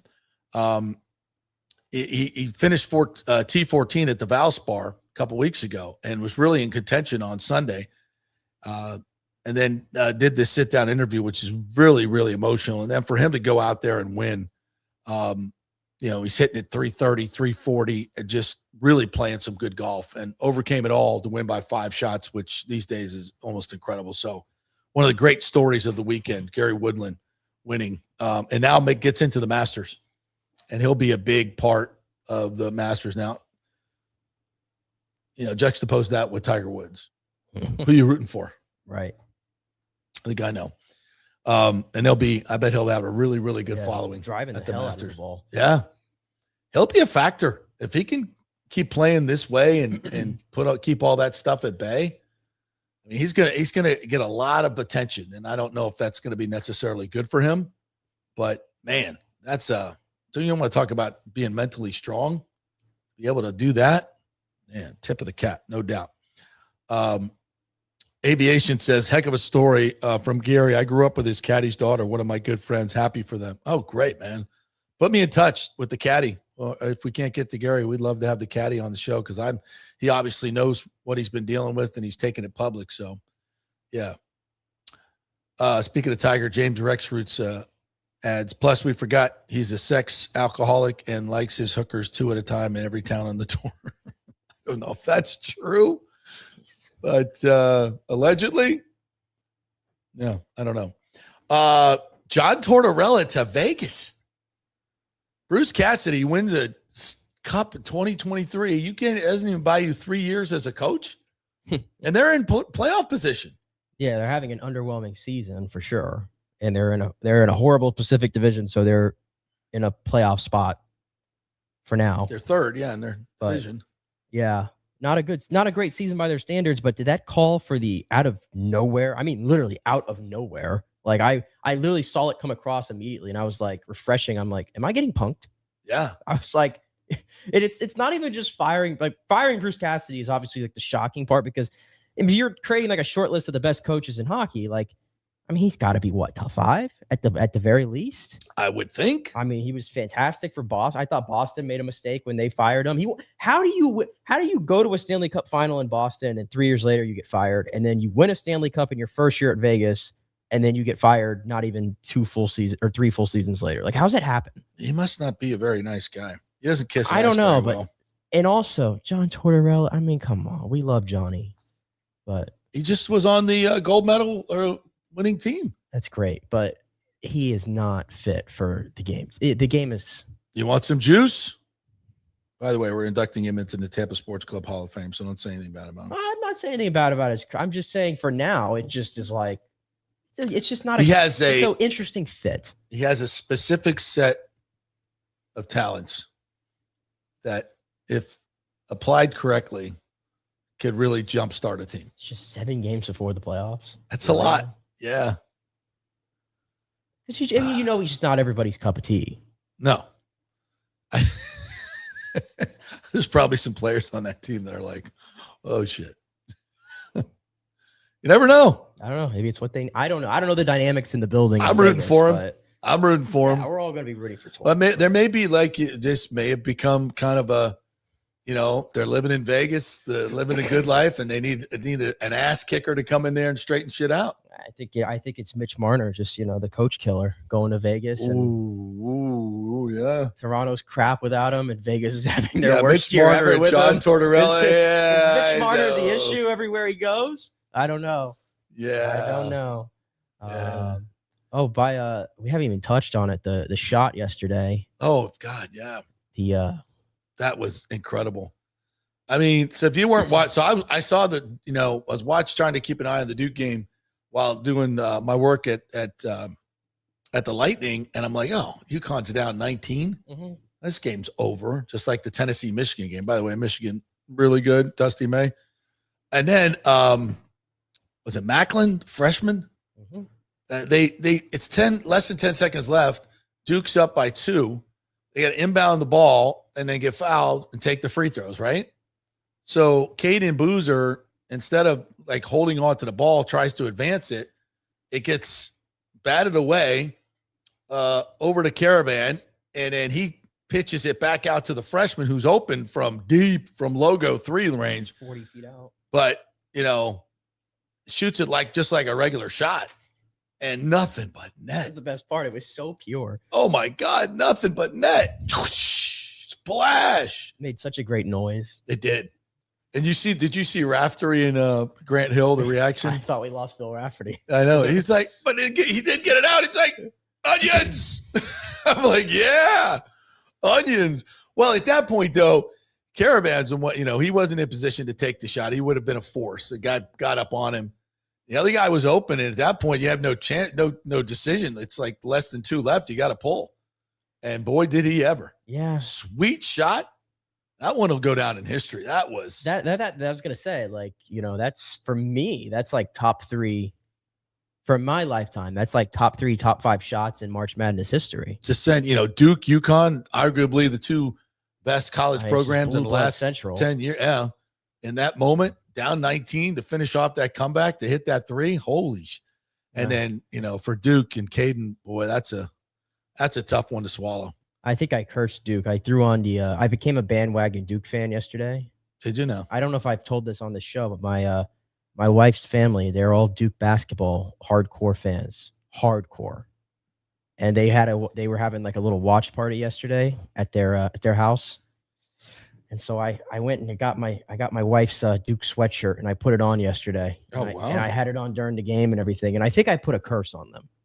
So it was you. It was me, but I think America thanks me because, let's be honest, was anybody rooting for Duke? No. Unless you're a Duke fan. Unless you're a Duke fan. I used to be a huge Duke fan. But there was like some column that came out in The Athletic, and it was like, is the Duke hate wearing off? Are they becoming likable? And I'm like, nothing they will ever do will make them become likable to me. Whereas I think Danny Hurley, even though he gets so much shit, I think he is like, I love that guy. I love his intensity. I love everything about him. All right, Buck fans, before we get out of here, Todd Bowles at Arizona owners meeting said today, we definitely need another corner. Mm-hmm.